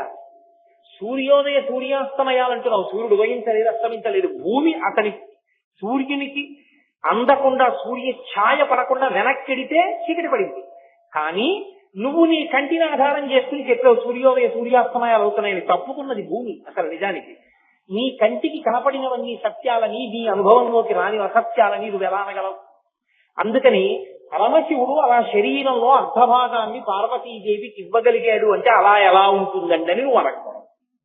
ఎందుకు అనకూడదు అంటే అది లీలాస్వరూపము కనుక. పరమేశ్వరుడికి 63 లీలాస్వరూపములు ఉన్నాయి. అలా ఒకానొకప్పుడు శ్రీ మహావిష్ణువుకి శరీరంలో అర్ధభాగం ఇచ్చారు ఆయన, అప్పుడు హరిహర స్వరూపం వచ్చింది. ఒకప్పుడు పార్వతీదేవికి సగభాగం ఇచ్చారు, అప్పుడు అర్ధనారీశ్వర స్వరూపం వచ్చింది. సగము నారి స్త్రీ, సగము పురుషుడు. ఎందుకు రావాలసలు అలా? ఏదో కారణం ఉండాలిగా. లీలాస్వరూపము అన్న మాటకు అర్థం ఏదో ఇతరుల ప్రయోజనల కొరకు ఈశ్వరుడు పొందిన రూపము నేను మీతో మనవి చేశాను కదా. అయితే ఎవరికో ప్రయోజనం కోసం పరమశివుడి వంటి స్వరూపాన్ని పొంది ఉండాలి. ఎవరి ప్రయోజనం కొరకటువంటి రూపాన్ని ఆయన పొందాడు అంటే శివమహాపురాణంలో వ్యాస భగవానుడు అర్ధనారీశ్వర స్వరూప ప్రాదుర్భావమును గురించి ప్రత్యేకంగా వర్ణన చేశాడు. చతుర్ముఖ బ్రహ్మగారిని సృజించి నువ్వు సృష్టి చేయి వేదాన్ని ప్రమాణం చేసుకుని అన్నాడు పరమేశ్వరుడు. చతుర్ముఖ బ్రహ్మగారు సృష్టి కార్యాన్ని ప్రారంభం చేశాడు. సృష్టి చేద్దామంటే ఎలా సృష్టి జరుగుతుంది, ఎలా ప్రజోత్పత్తి జరుగుతుంది? కుక్కకి అనేక కుక్క పిల్లలు పుట్టాలి, మనుష్యుడికి అనేక మంది మనుష్యులు పుట్టాలి. ఎలా, ఎందుకు సంభవం అవుతుంది? ఇది బ్రహ్మగారికి అర్థం కాలేదు. 4 తలకాయలు పట్టుకుని అప్పటికి 5 తలకాయలు పట్టుకుని ఇది నా వల్ల జరిగే పని కాదని మళ్ళీ ఆదిదేవుడైనటువంటి పరమశివుడి దగ్గరికి, అయ్యా సృష్టి ఎలా జరుగుతుంది లోకంలో? సృష్టి జరగడానికి అసలు హేతుభూతమైనటువంటి మార్గం ఏది? ఎలా నేను సృష్టి జరగడానికి కావలసిన మార్గాన్ని తీసుకురావాలి? పరమేశ్వరుడు అన్నాడు, నీ యొక్క అనుమానాన్ని పోగొట్టడానికి ఇప్పుడు నేను ఒక కారణాన్ని చూపిస్తున్నాను చూడు. ఈ కారణంగా సృష్టి జరగడం లోకంలో ప్రారంభమవుతుంది. ఇప్పటి వరకు ఒకే శరీరంతో ఉన్నటువంటి ప్రాణులు అవయవములందు కించిత్ మార్పు చేత స్త్రీ పురుష విభాగమును పొందుతాయి. ఎలా పొందుతాయంటారేమో, మొట్టమొదటి ఆ విభాగాన్ని నా శరీరంలో చూపిస్తున్నాను చూడని తన దేహమునందు సగాన్ని స్త్రీ రూపంగా చూపించి సగాన్ని పురుష రూపంగా చూపించాడు. తన శక్తినే అమ్మవారు అని పిలుస్తాం మనం. పరమేశ్వర శక్తికి శాస్త్రంలో అమ్మవారిని పేరు ఆదిశక్తి, పరదేవత, పరాశక్తి అంటుంటాం. ఇప్పుడు ఆమెయే అమ్మవారే అంటే ఆయన శక్తియే ఆయన అర్ధాంగిగా సగంగా మారిపోయి స్త్రీ స్వరూపాన్ని పొందింది. మిగిలినది పురుష స్వరూపమైంది. ఇప్పుడు వీరిద్దరికి ఒండురులకు మొదటి ఆకర్షణ కలిగింది. అప్పటికి మన్మధుడు లేడు. అదే పరమశివుడు పార్వతీదేవితో చెప్తాడు, మన్మధుడు బాణం ఇస్తే ఎందుకు కాల్చానో తెలుసా పార్వతి? నేనేదో కోపంతో కాల్చలేదు. మనిద్దరి మధ్య ఉండేటటువంటి ఆకర్షణ లోక ప్రయోజనము కొరకు ఆకర్షణ. అటువంటి ఆకర్షణతో మొదట ఉన్న మనిద్దరి మీద మళ్లీ ఆకర్షణ కొరకు బాణం వేయడం అనేటటువంటిది హద్దు మీరడం మన్మధుడు. ఆయన అధికారం ఏపాటిది నా మీద బాణం వేయడానికి? అందుకు కాల్చాను, మార్గం తప్పాడు కాబట్టి అన్నాడు. కాబట్టి మన్మధుడు కారణం కాదు వారిద్దరి ఆకర్షణకి. అలా ఆకర్షణ దేనికి కలిగింది అంటే బ్రహ్మగారి కోరిక తీర్చి లోకంలో సృష్టి జరగాలి. సృష్టి ఎందుకు జరగాలండి అని మీరు నన్ను అడగచ్చు. శరీరం ఉంటే కదా, శరీరం ఉంది కాబట్టి దానికి ఓ మోకాలు ఉంది కాబట్టి ఆ మోకాలుకో నొప్పి ఉంది కాబట్టి ఆ నొప్పి వలన నేను చేసుకున్న పాపం పూర్వం. ఈ శరీరం ఉంది కాబట్టి దీనితో పరమేశ్వరుడి గురించి 4 మాటలు చెప్పుకుని ఒక ధన్యతని పొందుతున్నాను. ఇది లేకపోతే పాపాన్ని పోగొట్టుకోవడం, పుణ్యాన్ని సంపాదించుకోవడం, పుణ్యకర్మ వలన జ్ఞానాన్ని పొందడం, జ్ఞానం వలన మోక్షాన్ని పొందడం ఎలా సాధ్యం? పైగా ఇది లేకపోతే పితృరుణం ఎలా తీసుకుంటావు, దేవరుణం ఎలా తీసుకుంటావు, ఋషురుణం ఎలా తీసుకుంటావు? ఏది పెట్టి వింటావు శాస్త్రాన్ని? కాబట్టి శరీరం ఇవ్వాలి. శరీరం ఇచ్చి సృష్టి చేస్తే తప్ప ఇవన్నీ జరగవు. కాబట్టి సృష్టి చెయ్యాలి. ఈ సృష్టి జరగాలి అంటే మొట్టమొదట స్త్రీ స్వరూపాన్ని పరమేశ్వరుడు సృజించి ఆకర్షణతో ప్రహృష్టవదనుడై ఆమె వంక చూశాడు. ఆయన ఆకర్షణ లౌకికమైనటువంటి భోగము కొరకు కూడుకున్నటువంటి కామముతో కూడుకున్నది కాదు. బ్రహ్మగారి కోరిక తీర్చాలనేటటువంటి సంతోషం. ఆ సంతోషంతో ఆయన ఆవిడ వంక చూశాడు. ఇప్పుడు ఆయనకి బ్రహ్మగారి కోరిక మేరకి బోలెడంత మంది ప్రాణులు కలగాలి. ఈ కామము కోరిక కలిగింది. ఈశ్వరుని యందు కోరిక పుట్టినప్పుడు ఆయన కామేశ్వరుడు అయ్యాడు. అది మహాకామేశ్వర స్వరూపం. ఇప్పుడు ఆవిడ మహాకామేశ్వరి. ఇప్పుడు వాళ్ళిద్దరూ లోకానికి తల్లిదండ్రులు. ఆయన ఆమె వంక చూసినప్పుడు ఆమె శివకామ సుందరి, ఆయనకి ఇల్లాలు. ఆమెకి భర్త ఆయన, వాళ్ళిద్దరూ కలిపి మనకి తల్లిదండ్రులు. అందుకే శంకరాచార్యులు వారు శివానంద లహరి చేస్తూ అసలు ఈ లోకానికి మొట్టమొదట కుటుంబం ఏది అని అడిగారు. కుటుంబం అంటే తల్లిదండ్రులు ఉంటే కదండి కుటుంబం. అసలు మొట్టమొదటి తల్లిదండ్రులు ఎవరు కుటుంబం ఎక్కడ మొదలైందని అడిగి ఆయన శ్లోకం చేశారు. నిత్యాయ త్రిగుణాత్మనే పురజితే కాత్యాయ నీశ్రేయతే సత్యాయ కుటుంబిని మునిమన ప్రత్యక్ష చిన్మూర్తయే అన్నారు. ఆది కుటుంబినే, మొట్టమొదటి కుటుంబం లోకంలో ఎవరిది అంటే మహానుభావుడు పరమశివుడి. అందుకే మొట్టమొదట లోకంలో పుట్టిన కొడుకు ఎవరు అంటే విఘ్నేశ్వరుడు. అందుకు కదా పిళ్ళయార్ పిళ్ళయార్ అంటారు. పిళ్ళయార్ అంటే పెద్ద కొడుకు పెద్ద కొడుకు అని అర్థం. పెద్ద కొడుకు ఆయన ఇంటికి అయ్యాడు, మా ఇంట్లో పెద్ద కొడుకు నేను కాదు కాదు మనందరం కలిపి పార్వతీ పరమేశ్వరుల బిడ్డలమైతే మొట్టమొదట పుట్టిన పెద్ద కొడుకు ఆయనే. అందుకే పిళ్ళయార్ దేవాలయం. ఇప్పుడు నేను ఈ ఊళ్ళోకి రాగానే నన్ను పిళ్ళయార్ దేవాలయానికి తీసుకెళ్లారు. పిళ్ళయార్ అన్నది ద్రవిడ భాషకు సంబంధించిన మాట. పిళ్ళయార్ అంటే పెద్ద కొడుకు పెద్ద కొడుకుని. మురుగన్ మురుగన్ అంటారు. విష్ణు అన్నారట మురుగన్ మరుమగన్ అన్నాడు. మురుగన్ అంటే మేనల్లుడు, విష్ణువు యొక్క మేనల్లుడు. విష్ణువు చెల్లెలు నారాయణి పార్వతీదేవి. పార్వతీదేవి కొడుకు కనుక విష్ణువుకి మేనల్లుడు కనుక మురుగన్. మురుగన్ మరుమగన్, ఇంత అందమైన మేనల్లుడు నాకు అల్లుడు అయితే బాగుండని వల్లీదేవిని ఇచ్చి పెళ్లి చేశాడు. అందుకని మురుగన్ మరుమగన్ అంటారు ద్రవిడ దేశంలో. కాబట్టి పిళ్ళయార్ అంటే పెద్ద కొడుకు. కాబట్టి ఎవరిది మొదటి కుటుంబం? కుమరన్ కుమారుడు అంటుంటారు. కుమారుడు రెండో కొడుకు. సుబ్రహ్మణ్యుడు అది మొదటి కుటుంబం. ఆది కుటుంబినే అక్కడ మొదలైంది. మొదటి కుటుంబం వాళ్ళదైతే ఆ తర్వాత వచ్చిన పిల్లలందరం మనం. ఇప్పుడు తల్లిదండ్రులు ఎవరు ఈ లోకానికి అంతటికి? వాళ్ళిద్దరే. అందుకే కాళిదాస మహాకవి వ్యాసహృదయాన్ని పట్టుకుని వాగర్ధ వివసంపృక్తౌ వాగర్ధ ప్రతిపత్తయే జగత పితరౌ వందే పార్వతీ పరమేశ్వరౌ. ఆ పార్వతీ పరమేశ్వరుడు జగత పితరౌ వందే, ఈ జగత్తుకంతటికి కూడా వాళ్ళు తల్లిదండ్రులు అని నమస్కరించారు. ఇప్పుడు బ్రహ్మగారి కోరిక తీర్చడం కోసమని తన శరీరంలో సగభాగాన్ని స్త్రీ స్వరూపంగా ప్రకటన చేశాడు. చెయ్యగానే బ్రహ్మగారికి అర్థమైంది, ఓ సృష్టి యందు లింగ విభాగము ఏర్పడాలి ఆకర్షణ కొరకు. నేను మీతో మనవి చేశా కదూ, సృష్టి యందు ఆనందం ఉండాలి, సంతోషం ఉండాలి, ప్రహృష్టమదనుడై చెయ్యాలి. ఆ సృష్టి కార్యమునందు ఎప్పుడు శోకం ఉండకూడదు. ఈ సంతోషము ఆకర్షణ కొరకు శరీరముల యందు ధాతువులవే చర్మము, రక్తము, మాంసము, కొవ్వు, అస్థి, శుక్ల, మేధ అనబడేటటువంటి ధాతువులు తప్ప కొత్తగా ఇంకా ఏ ధాతువులు ఉండవు. కానీ కించిత్ మార్పు చేస్తాడు అవయవాన్ని. ఆ కించిత్ మార్పు చేయడం వల్ల ఏమైందంటే పురుషుడికి స్త్రీ యందు, స్త్రీకి పురుషుని యందు ఆకర్షణ కలుగుతుంది. ఈ ఆకర్షణ ఆనందమునకు కారణమై ఆరోగ్యవంతమైన చైతన్యవంతమైన సంతానము కలగడానికి హేతువై సృష్టి పరంపరగా నడిచి వెళ్ళడానికి కారణమైంది.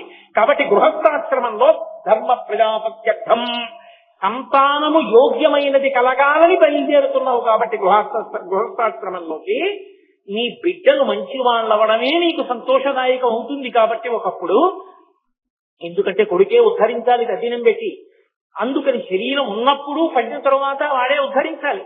కాబట్టి గృహస్థాశ్రమంలో ఉన్న వాళ్ళందరూ చెయ్యవలసిన స్తోత్రం అదిగో ఆ అర్ధనారీశ్వర స్వరూపాన్ని అని శాస్త్రములు నిర్ధారణ చేశాయి. ఆ రూపాన్ని స్తోత్రం చేయకపోతే ఆ గృహస్థాశ్రమంలో వాడు ఏం చెయ్యాలో వాడికి అసలు ఏమీ తెలియని వాడి కింద లెక్క.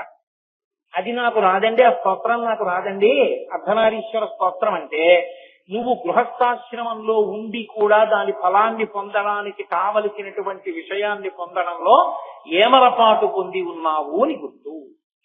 శంకర భగవత్పాదులు అందుకని అర్ధనారీశ్వర స్తవాన్ని ఇచ్చారు. అందుకని దాన్ని లీలాస్వరూపం అంటారు. అంటే ఆయన అలా ఉండడం ఆయన కొరకు కాదు, ఆయన అలా ఉండడం సృష్టి జరగడానికి బ్రహ్మగారికి కారణాన్ని చూపించాడు. ఓ ఇలా సృష్టి చెయ్యాలని అందింది.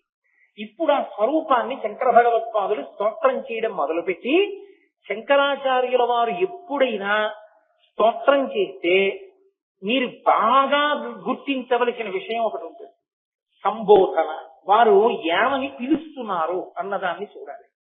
ఎందుచేత అంటే శంకరాచార్య స్వామి వారి చేత రచింపబడినటువంటి స్తోత్రములు కానీ వాంగ్మయం కానీ ఎంత గొప్పగా ఉంటాయని చెప్తారంటే పెద్దలు ఒక మాట అంటారు, అరమ పొదుపరి అయినటువంటి ఇల్లాలు ఇంట్లో భర్త తెచ్చిన పదార్థాన్ని ఎంత జాగ్రత్తగా వాడుతుందో అంత జాగ్రత్తగా అక్షరాల్ని శంకరాచార్యుల వారు వాడుకుంటారు. మీరు శంకరాచార్యుల వారి శ్లోకాల మొత్తం మీద ఏ ఒక శ్లోకంలో ఈ అక్షరాన్ని తీసి ఈ అక్షరం బదులు ఈ అక్షరం పెడితే ఇంకా బాగా అర్థం వస్తుందని మీరు చెప్పలేరు. ఏ వృత్తాన్ని తీసుకుని ఏ అక్షరములను పేరిస్తే దానికి సరైన అర్థం వస్తుందో అలాగే రచన చేస్తారు.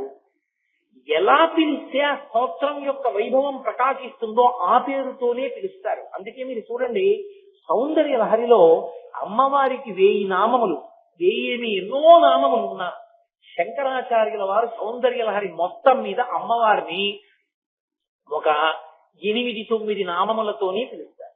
తప్ప ఆయన ఎక్కువ నామాలు వాడరు. కారణం ఏమిటంటే పిలిచారు అంటే ఏదో నామాలు ఉన్నాయి కదా, ఏదో పేరు పెట్టి పిలవరాయన. అర్ధనారీశ్వర స్తోత్రం అంతా కూడా నా నమస్కారం ఎవరికి అన్న చోట ప్రతి శ్లోకానికి 4వ పాదాన్ని మకుటంగా తీసుకుని అస్తమానం ఆయన ఏమన్నారంటే ప్రతి 4వ పాదంలోనూ కూడా నమశివాయై చ నమశివాయ, అదే ఆ స్తోత్రంలో నమశివాయై చ నమశివాయ.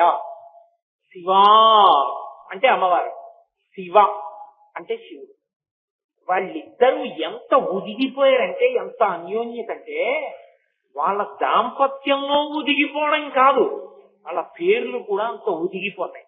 అర్ధనారీశ్వర స్థలం అన్యోన్యత గురించి చెప్పినప్పుడు అమ్మవారి పేరు ఏ విశాలాక్షో చెప్పి పరమేశ్వరుడి పేరు త్రయంబకుడో చెప్పారనుకోండి, 2 పేర్లు ఎలా కలుస్తాయి? కలవు. త్రయంబకుడు ఆయన పేరు, విశాలాక్షి ఆవిడ పేరే అయి ఉండొచ్చు, కానీ పేర్లు ఒదిగిపోయాయా? ఒదగవు. కానీ నమశివాయై చ నమశివాయ, ఓ శివ నీకు నమస్కారం, ఓ శివా నీకు నమస్కారం. శివా అంటే పార్వతీదేవి, అమ్మా అయ్యా నీకు నమస్కారం. ఇది చెప్పడానికి ఆయన 2 ఒకేలా ధ్వనించేటటువంటి శబ్దములను తీసుకున్నారు. అంటే పేర్లలో కూడా అంత ఒదిగిపోయినటువంటి అన్యోన్యత వారిది. అందుకే అన్యోన్యత అన్న మాటకు వచ్చేటప్పటికీ పరిణతి కలిగిన వాడు ఎప్పుడైనా దంపతుల మధ్యలోంచి వెళ్ళకు అంటే అర్థం ఏంటో తెలుసా? ఒకసారి పెళ్ళైపోయి వచ్చి నీకు నమస్కారం పెట్టారనుకోండి, ఏంటంటే అటువంటి ఆయనకి ఈ అమ్మాయి ఏంటండి అని కానీ, ఇంత అంతగట్టి అతనేంటండి అని కానీ అనకూడదు. దంపతుల గురించి మాట్లాడితే ఎప్పుడూ ఏం చెప్పాలంటే ఉండరులు ఒకరికొకరు తగినవారు. అందుకే శంకరాచార్యులు వారు శివానందలాగి చేస్తే కళాభ్యాం చూడాలంకృత చితి కళాభ్యాం నిజ తప ఫలాభ్యాం, ఎవరికన్నా ఎవరెక్కువ అనలేదే, ఒకరి తపస్సుకు ఒకరు ఫలమైన వారు. ఆయన తపస్సు అండి ఆవిడ భార్య అయింది, ఆవిడ తపస్సు అండి ఆయన భర్త అయ్యాడు. ఎవరి తపస్సు ఎక్కువ అది చెప్పడం కష్టం. అంతే. దంపతులు అంటే నువ్వు మధ్యలోకి వెళ్ళకూడదు, నువ్వు తీర్పు చెప్పకూడదు, ఎవరికన్నా ఎవరి గొప్పవాళ్ళు, ఇద్దరూ సమానమే. అందుకే ఆ తగులంగట్టిన బ్రహ్మ నెప్పరి కదా దప్పాహ తారాతి అయ్యట్టు పోతన గారు కూడా మహానుభావుడు రుక్మిణి కృష్ణుల యొక్క దాంపత్యం గురించి చెప్పవలసి వస్తే ఇద్దరు ఒకరికొకరు తగినవారు అన్నారు తప్ప ఆయనకన్నా ఆవిడ ఎక్కువ, ఆవిడకన్నా ఆయన ఎక్కువ అని ఎక్కడ ప్రయోగం చేయలేదు. నమశివాయై చ నమశివాయ, వాళ్ళిద్దరూ పేర్లలో కూడా అంత ఒదిగిన వారు. అది బాగుందండి. వారు ఒదిగిపోయారు. వారు ఒదిగిపోతే అలా నమస్కారం చేస్తే మనకేమిటి వస్తుంది?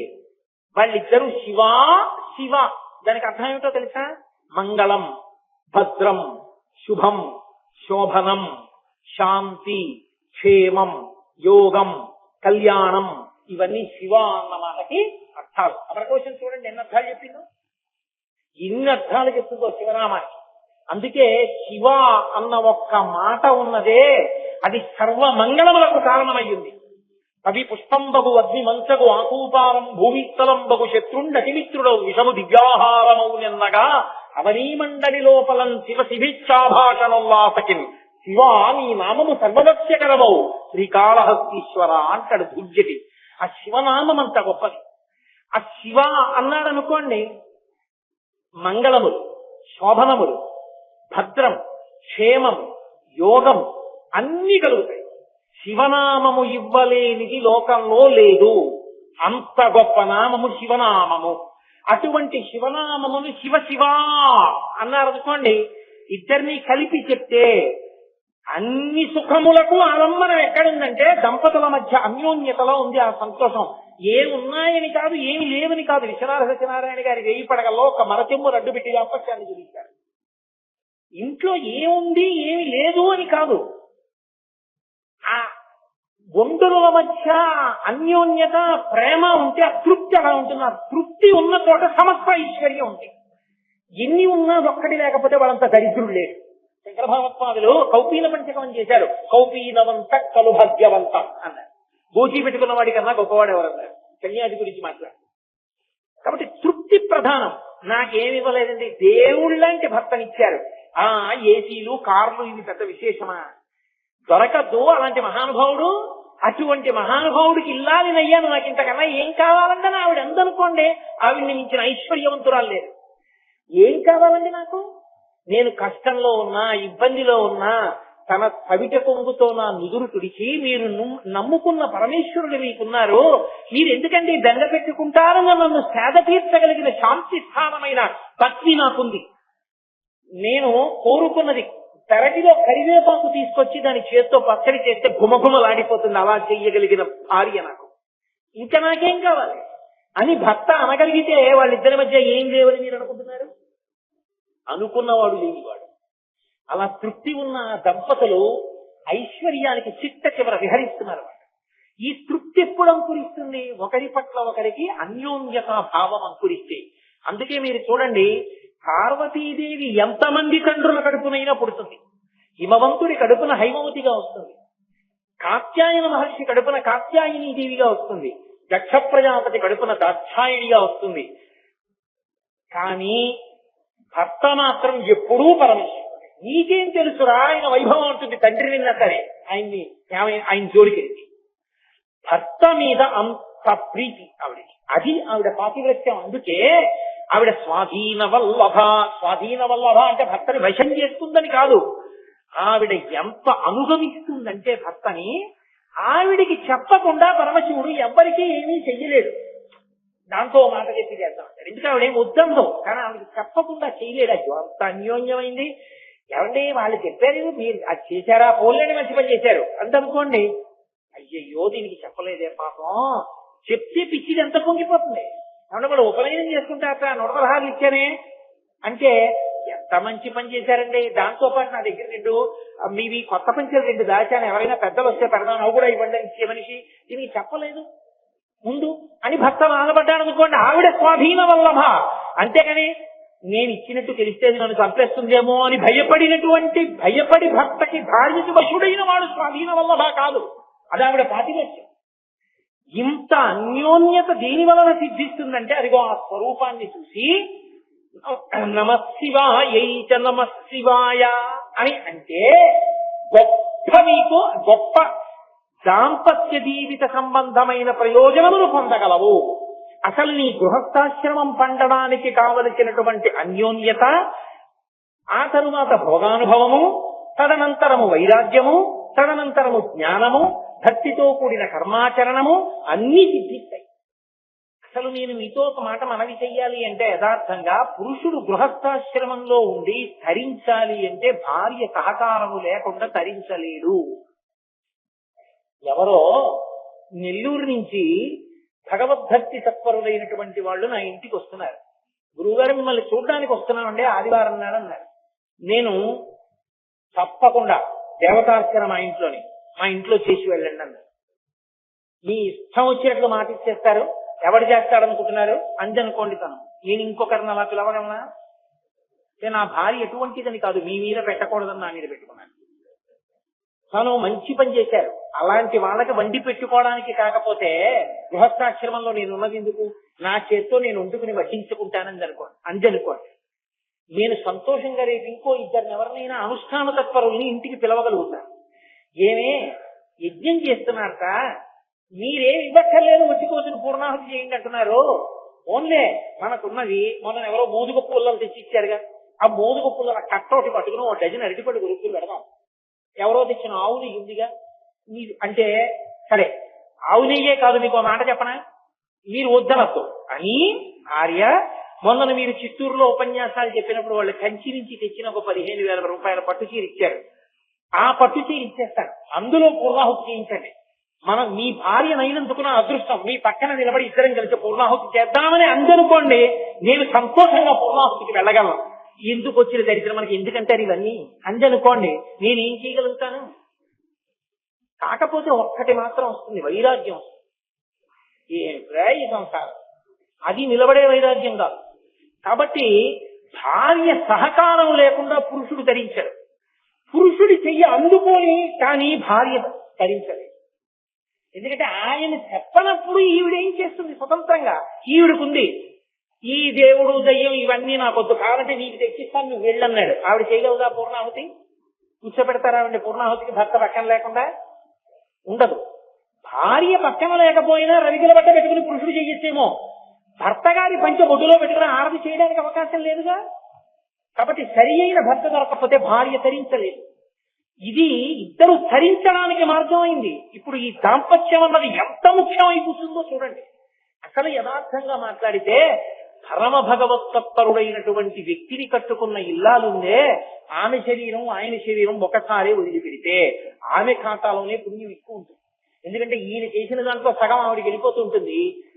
ఆ పైన ఆవిడ శ్రీరామ అన్న ఫలితం ఆవిడకి ఒక్కడికే పడుతుంది. అందుకే 7 తరాలు చూసి పిల్లనివ్వండి అని ఎందుకంటారు?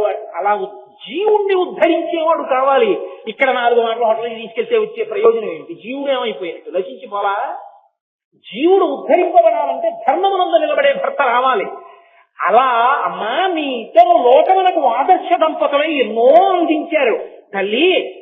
మేము కూడా అలా పండాలి. ఆ పండగలిగిన త్యాగభావన మాకు కలగాలి. నమశివాయ నమశివాయ.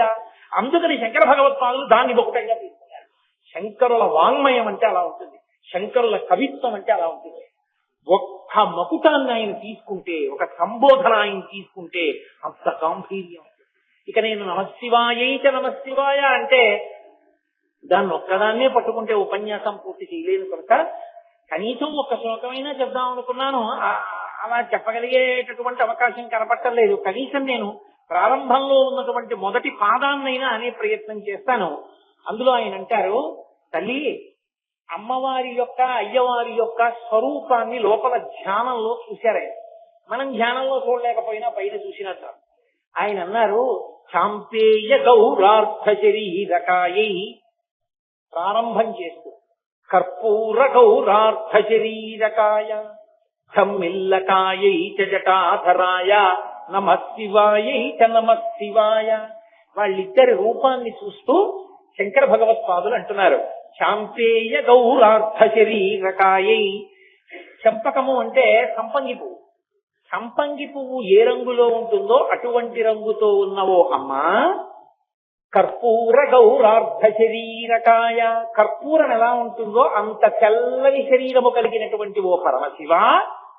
ధమ్మిల్లకాయై చ, చక్కటి కొప్పు వేసుకున్నటువంటి ఓ అమ్మ. జటాధరాయ, జటలను జటాజూటంగా కట్టుకుని ధరించి ఉన్నటువంటి ఓ పరమశివ. నమశివాయై చ నమశివాయ. ఒకటై రెండుగా కనపడుతున్న మీ ఇద్దరికి శివ శివ స్వరూపమునకు నమస్కారం. ఇందులో మీరు ఒక గమ్మత్తు చూడండి. ఈ శ్లోకాన్ని చూసినప్పుడు ఇద్దరిగా ఒక్కరిని చూపిస్తూ నమస్కరిస్తున్నారు. ఆ ఒక్కరే రెండుగా కనపడుతున్నారు. దంపతులలో ఉండే లక్షణం ఏంటంటే 2 శరీరములుగా నడయాడతారు, కానీ మరొక్కరే అయ్యి ఉంటారు. ఈయన మంగళములు ఆవిడతో, ఆవిడ మంగళములు ఈయనతో ముడిపడిపోతాయి. వారు 2 కాదు. అందుకే కనీసం బాహ్యంలో కూడా దంపతుల మధ్యలో నడవం. ఒకవేళ ఆయనటు ఈవిడిటు నించుంటే బయటికి వెళ్ళవలసి వచ్చింది అనుకోండి, అమ్మా వెళ్ళండి అని ఆయన పక్కకి చేర్చి మనం బయటికి వెడతాం. అంటే ఇద్దరూ ఎప్పుడూ అలా కలిసి ఉంటారు. బయటికి శరీరములు విడివడి ఉన్నా మధ్యలోంచి మనం వెళ్ళాం, పక్కకి చేర్చేస్తాం. అంతగా కలిసి ఉన్నవారు. అసలు నిజంగా మాట్లాడాలంటే ఆయన అనుగ్రహాన్ని పొందాలంటే ఆవిడ స్తోత్రం చేయాలి, ఆవిడ అనుగ్రహాన్ని పొందాలంటే ఆయన స్తోత్రం చేయాలి. అందుకే శంకరాచార్యుల వారు సౌందర్యలహరి ప్రారంభం చేస్తూ సౌందర్యలహరి అమ్మవారి మీద స్తోత్రం. అమ్మవారిని పొగిడి మొదలుపెట్టలేదు. శివశక్త్యాయుక్తో అంటూ శివశబ్దంతో మొదలుపెట్టారు. ఎందుకని? అయ్యవారి పేరు చేసే అమ్మవారు భూంగిపోయి తన యొక్క స్వరూపం ఏమిటో శంకరాచార్యుల వారి చేత స్తోత్రం చేయి. ఆయన పేరెత్తకుండా ఆవిడ్నే పొగిడారు అనుకోండి, ధూర్తుడు ఎవర్రా మహాపతి వ్రతని ఆయన్ని పొగడకపోతే నేను నా స్వరూపం తెలియజేస్తానా అని ఆమె ప్రకటన కాదు. అందుకే ఇప్పటికీ పెద్దలు ఒక మాట చెప్తారు, సౌందర్య లహరి బాగా అర్థం కావాలంటే శివానంద లహరి చదివి సౌందర్య లహరి చదవండి. ఆమె ఎప్పుడు పరమశివునికి సంబంధించినటువంటి స్తోత్రములనే వింటూ ఉంటుంది. విపంచాగాయంతి వివిధమపదానం పశుపతే అంటారు శంకరాచార్యుల వారు సౌందర్యలహరిలో. సరస్వతీదేవి వీణ మీద వాయిస్తే అమ్మవారి మీద వైభవాన్ని వాయించదు. పాట పాడుతూ వీణ వాయించేటప్పుడు పరమశివుని యొక్క వైభవాన్ని వర్ణిస్తూ పాట పాడుతుంది. అప్పుడు అమ్మవారు పొంగిపోయి మా ఆయన ఇంత గొప్పవాడని ఇలా కళ్ళు అరమోట్పు కన్నులతో ఇలా ముఖం కదుపుతుంది. ఆ వీణానాదం వింటూ ఇలా కదుపుతుంటే ఆవిడ చెవులకు ఉన్నటువంటి ఆభరణములు ఇలా కదులుతుంటే అద్దాల్లాంటి బుగ్గల్లో ప్రతిబింబాలు పడతాయిట. తాంబూలం ఇచ్చిన తర్వాత అమ్మవారికి ఒకసారి ధ్యానంలో అలా చూస్తారు.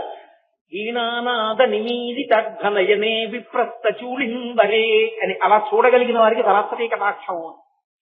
కాబట్టి అమ్మవారి తాంబూల చర్వణం అంత గొప్పది. పతివ్రతగా సువాసినికే అధికారం తాంబూలం వేసుకోవడానికి. అందుకే సభకృతాన్ని గుర్తు ఏంటంటే మధ్యాహ్నం తాంబూల చర్వణం చేస్తుంది స్త్రీ. అమ్మా మీ ఇద్దరు పైకి అలా రెండుగా ఉన్నారు కానీ మీరు ఒక్కరే. అందుకే ఆయన గురించి ఆవిడ గురించి, ఆయన గురించి ఆవిడ గురించి నమశివాయ నమశివాయ ఇద్దరు కలిపి ఒకటిగా ఉన్నారు. అలా మన దాంపత్యం కూడా ఉండాలి అంటే, మనం కూడా అలా పండాలి అంటే, మన తర్వాత కూడా వాళ్ళ బతకండ్రా అని చెప్పుకోవాలంటే పెళ్ళవగానే నవదంపతుల్ని తీసుకెళ్లి వాళ్ళకి దండం పెట్టించి అక్షతలు వేయించండ్రా అనాలంటే, ఎవరింట్లో ఉన్న బిడ్డ పుట్టగానే ఆవిడ కత్తి విప్పిన చీర పట్టుకొచ్చి వెయ్యండ్రా ఆ పసిపిల్లాడి కింద అనిపించుకోవాలంటే అదిగో ఆ సమం చెయ్యాలి, ఆ స్తోత్రం చెయ్యాలి. వాళ్ళ అనుగ్రహం ఉంటే తప్ప సిద్ధించదు ఆ దాంపత్యం. అందులో ఒక్క మొదటి మాట ఇవాళ ప్రస్తావించి విడిచిపెట్టేస్తాను. శాంపేయ గౌరార్థ శరీరకాయ. శంకరాచార్యుల వారు ప్రారంభం చేస్తూ అమ్మవారి యొక్క బట్ట రంగుని లేదా అమ్మవారి యొక్క రంగుతో మొదలుపెట్టారు. అమ్మా నువ్వు సంపంగి పువ్వు రంగులో ఉన్నావమ్మా. సరే బాగుంది కానండి, మీరు ఇప్పుడే ఏమన్నారు? శివుడి గురించి మాట్లాడితే ఆవిడ సంతోషిస్తుంది అన్నారు కదా. దాంపత్యంలో మొదటి లక్షణం పతివ్రతకి భర్తృస్తోత్రం కదా, ఆయన్ని పొగిడితే కదా సంతోషించాలి. మరి శంకరాచార్యుల వారు అమ్మవారి రంగులు వర్ణిస్తూ ఎందుకు మొదలెట్టారు? ముందుకి కర్పూర గౌరార్థ శరీరకాయ శాంపేయ గౌరార్థ శరీరకాయ అని కదా ఉండాలి శ్లోకం. మరి ముందు అమ్మవారిని పొగుడుతూ ఎలా మొదలెట్టారు? దాంపత్యంలో ఎక్కడైనా ఇంటికి వస్తే మొట్టమొదట ఆ ఇంటి వైభవం ఎక్కడిది అంటే యజమాని కీర్తింపబడేవాడై ఉండాలి. యజమానికి ప్రాప్తి లేకపోతే ఎలా? మరి శంకర భగవత్పాదులు అమ్మవారి స్తోత్రం ఎందుకు మొదలెట్టారు అంటే, మీరు ఒకటి ఆలోచించండి. అమ్మవారిని వర్ణిస్తూ మొదలు పెట్టడంలో శంకరాచార్యుల వారు ఎవరిగా కూర్చుని మొదలెట్టారు? శంకర భగవత్పాదులు ఆ స్తోత్రం చేసేటప్పుడు ఆది దంపతుల యొక్క బిడ్డలు. మీరు నేను కూడా ఎవరం? ఆది దంపతుల యొక్క బిడ్డలం. బిడ్డల మొదటి నమస్కారం ఎవరికి? వేదం యొక్క ప్రమాణంలో మాతృదేవో భవ, పితృదేవో భవ, ఆచార్య దేవో భవ. మొదటి నమస్కారం అమ్మకి. అమ్మకి నమస్కరిస్తూ మొదలు పెట్టాలి స్తోత్రాన్ని. అది ప్రమాణం తెలుసున్నటువంటి వాడు స్తోత్రం చేసేటప్పుడు తల్లికి మొదటి వందనాన్ని సమర్పణం చెయ్యాలి. కాబట్టి అమ్మవారిని పొగడడం కిందకి రాదు. కొడుకుగా తన ధర్మమునందు తాను నిలబడిన వాడై ఉండాలి. అంటే నాకు యోగ్యుడైన కొడుకురా వీడు అని తండ్రి సంతోషిస్తాడు. ఓ వీడు వేద ధర్మాన్ని పాటించాడు, వేద ప్రమాణాన్ని. మాతృదేవో భవ, అమ్మకి నమస్కారం చేశాడు. ఇప్పుడు తండ్రి పొంగిపోతాడు. అందుకని కొడుకుగా స్తోత్రం కనుక శంకరాచార్యుల వారు ప్రారంభం చేసేటప్పుడు ఆ స్తోత్రాన్ని శాంపేయ గౌరార్థ శరీరకాయ కాదు. ఇంకొక పెద్ద రహస్యం ఉంది. పరమశివుడు తెల్లటి రంగుతో ఉంటాడు, అమ్మవారు పసుపు ఎరుపు తెలుపులతో కూడినటువంటి రంగుతో ఉంటుంది. ఈ రంగుకి ఈ తెలుపు రంగు రెండూ కలిపి పక్కన పెట్టారనుకోండి, ఓ పెద్ద ఉపద్రవం ఉంటుంది. ఏమిటంటే ఉపద్రవం అంటారేమో. ఈ తెలుపుని ఈ రంగు కప్పేస్తుంది. తెలుపు ఏముందండి? కప్పబడుతుంది. తెలుపు తెల్లటి స్ఫటికలింగం దగ్గరికి వచ్చి ఎర్రటి మందార పువ్వు పెట్టారనుకోండి, స్ఫటికలింగం ఎర్రగా అవుతుంది. అది స్ఫటికలింగం అయినా ఎర్రగా కనపడుతుంది. ఎందుకంటే దానికి ఆ లక్షణం ఉంటుంది. ఇంకొక రంగు వచ్చి చేరిందో తెల్లనిది రంగులా కనపడుతుంది. కాబట్టి ఇలా చూసేటప్పటికీ అర్ధనారీశ్వర స్వరూపాన్ని తెల్లని శివుని రూపం ముందు కంటికి కనపడడం కన్నా పసుపు ఎరుపు తెలుపు రంగులలో ఉన్న అమ్మవారి రూపం ముందు కనపడుతుంది. శంకరాచార్యులు వారు సంగ్రహాలు చేస్తూ ఈ రంగులు ఎలా కప్పుతాయన్న దానికి అద్భుతమైన మాట చెప్పారు. పరిపర తృప్తే నమత అన్నారు. అమ్మా నీకు శంకరుడు సగం శరీరం కదా ఇచ్చాడు, ఆయన సగం ఇస్తే మిగిలిన శరీరం నువ్వు దొంగిలించావేమో అనుకుంటున్నానమ్మా. అదేమిటి శంకరా అంత మాట నేనెక్కడ దొంగిలించాను అంటే, మరి తెల్లని శంకరుల్లో సగం నువ్వు ఎర్రగా ఉంటే ఈ ఎరుపు కాంతి మిగిలిన తెలుపు మీద కూడా పడిపోయి స్పష్టంగా చూస్తే తప్ప శివుడు కనపట్టాలా, నువ్వే అంతా కనపడుతున్నావు. అప్పుడు మిగిలిన సగభాగం కూడా నువ్వు దొంగిలించినట్లు అవలా ఆయన ఇచ్చింది కాకుండా అని నాకు అనుమానం సుమా అమ్మా అన్నారు శంకరాచార్య. అంటే ఆమె ఆయనను ఎలా కప్పేస్తుందో చెప్పారు. ఈ కప్పేయడంలో కంటికి లక్షణం ఏమిటంటే రంగుని ముందు అందుకుంటుంది. దానికి ఆ లక్షణం ఉంటుంది. అది ముందు ఆకర్షణీయమవుతుంది. అందుకే కంటికి ఉన్నటువంటి లక్షణాన్నే నాయక శబ్దంలోంచి నయన వస్తుంది. ఇది మిగిలిన ఇంద్రియాల్ని లాగుతుంది, నాయకుడిగా నిలబడుతుంది కన్ను. ఏదో నేను ఇలా చూస్తూ అలా చూశాను అనుకోండి, అలా చూసేటప్పటికి ఒక మహాత్ముడు నా కంటికి కనపడ్డాడు అనుకోండి, వెంటనే ఆయన మహాత్ముడు రా అని మనసు కడుతుంది. మనస్సు వెంటనే రెండు చేతులు జోడించి ఇలా అంటుంది. అప్పుడు ఇలా అంటే నాయక ముందు కన్ను ఎడుతుంది, వెళ్ళి మిగిలిన ఇంద్రియాలని తీసుకెళ్తుంది. అందుకని నయన ఎప్పుడైతే ముందు కన్ను రంగు అందుకుందో ఆ రంగునే స్వప్నం చేసేస్తుంది నాలుక. అబ్బా జగజ్జనని మా అమ్మ అనగానే వెంటనే నోటి వెంట ఆయనకి కాంపేయ గౌరర్థ శరీరకాయై అని, మా అమ్మ ఉంటే మా నాన్నగారు ఉంటారే పక్కనే, వారు ఉండురులు ఒకరినొకరు విడిచి ఉండరే అని కొంచెం అలా చూస్తే వెంటనే ఆయన తెల్లగా. అప్పుడు వెంటనే మళ్ళీ కర్పూర గౌరర్థ శరీరకాయ. ఇది అనుష్ఠానమునందు ధ్యానంలో చూసినప్పుడు మొట్టమొదట అమ్మవారి రంగు ఎలా కనపడుతుందో చెప్పడం కాదు, దాంపత్యపరంగా కీర్తనం చేసినప్పుడు అమ్మవారు అయ్యవారిని ఎంత కప్పిదాచుకుంటుందో చెప్పడం. కామాక్షి అని మనకి కంచిలో అమ్మవారు ఉంటుంది. ఆ కామాక్షి ఉన్నటువంటి క్షేత్రంలో కాంచీపురంలో శివలింగానికి ఒక్కదానికే ఒక లక్షణం ఉంటుంది, కుచకంకణముద్రితం అంటారు. అక్కడ ఉన్న సైకత లింగాన్ని అమ్మవారు కౌగిలించేస్తుంది. కౌగిలించేసుకుని అసలు ఇంకా శివలింగం కనపడకుండా ఇలా దాచేసుకుంది. ఎంత గట్టిగా కౌగిలించేసుకుందంటే ఆవిడ కంకణములు, చేతికి ఉన్నటువంటి కంకణములు వెళ్లి ఇసుకలింగం మీద ముద్రపడిపోయి, ఆవిడ స్తనములకు ఉన్నటువంటి కుచములు వెళ్లి ముద్రపడిపోయి, అంత గట్టిగా కౌగిలించేసుకుని దాచేసింది శివలింగాన్ని. ఎందుకు దాచేసింది అంటే పరమశివుడే ఆవిడ భక్తిని పరీక్షించడానికి. అదేమిటంటే అలా పరీక్షిస్తాడా అనుకోకండి, లోకానికి తెలియ చెప్పడానికి. అది రెండో మాట అవుతుంది. నదిని ప్రవహింపజేశాడు వరదతోటి, నది వస్తుంది సైకత లింగం. అందుకే ఇప్పటికీ కంచిలో ఉన్న ఏకాంబరేశ్వర లింగానికి నీటితో అభిషేకం లేదు, పురుగు నూనెతోటే అభిషేకం చేస్తారు. అది సైకత లింగం, ఇసుకతో చేయబడినటువంటి లింగం. అమ్మవారు తను కొట్టుకుపోతానేమో అనుకోలేదు, శివలింగం కొట్టుకుపోతుందేమో, మా ఆయనకి ఏమైనా అవుతుందేమో అని. శివలింగం అంటే శివుడే, అయ్యో బాబోయ్ మా ఆయనకి ఏమైనా అవుతుందేమో అని గట్టిగా కౌగిలించేస్తుంది. ఆమె చేతి కంకణ ముద్రలు, కుచుముల ముద్రలు శివలింగం మీద పడి ఉన్నాయి. అందుకే ఏకాంబ్రనాథుడికి నమస్కారం చేస్తే అలాగే చేస్తారు, లింగం ఏకాంబ్రనాథస్య అని. ఆమె పరమశివుణ్ణి అలా కప్పి దాచేసుకుంటుంది. అంటే ఇది ఎలా ఉంటుంది అంటే, మీరు ఇక్కడ కాదు కానీ అటు మన గోకర్ణ క్షేత్రం నుంచి ప్రత్యేకంగా ఉడిపి క్షేత్రం వైపుకి, మూకాంబిక అటు వైపు వస్తున్నప్పుడు ఆ పక్కన చెట్లు ఉంటాయి, పెద్ద పెద్ద చెట్లు.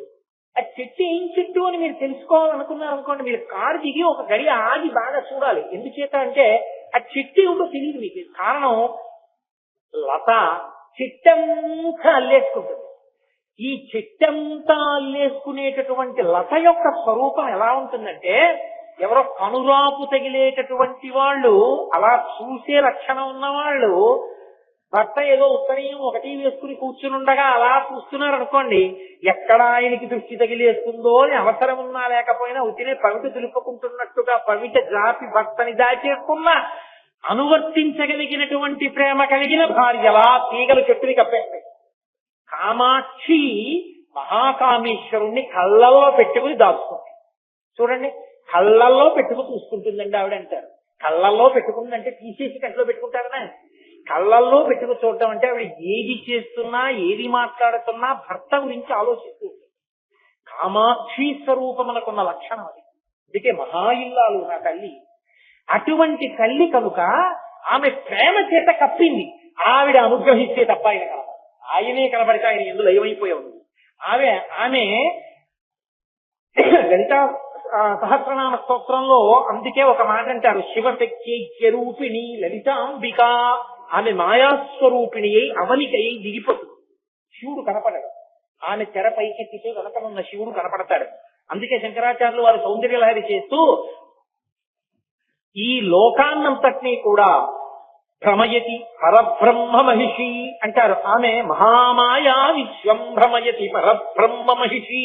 మహామాయా స్వరూపిణి అయి నామరూపముల యందు తిప్పుతుంది. ఆవిడ కాని అనుగ్రహించిందా? అంతటా శివుడు కనబడతాడు.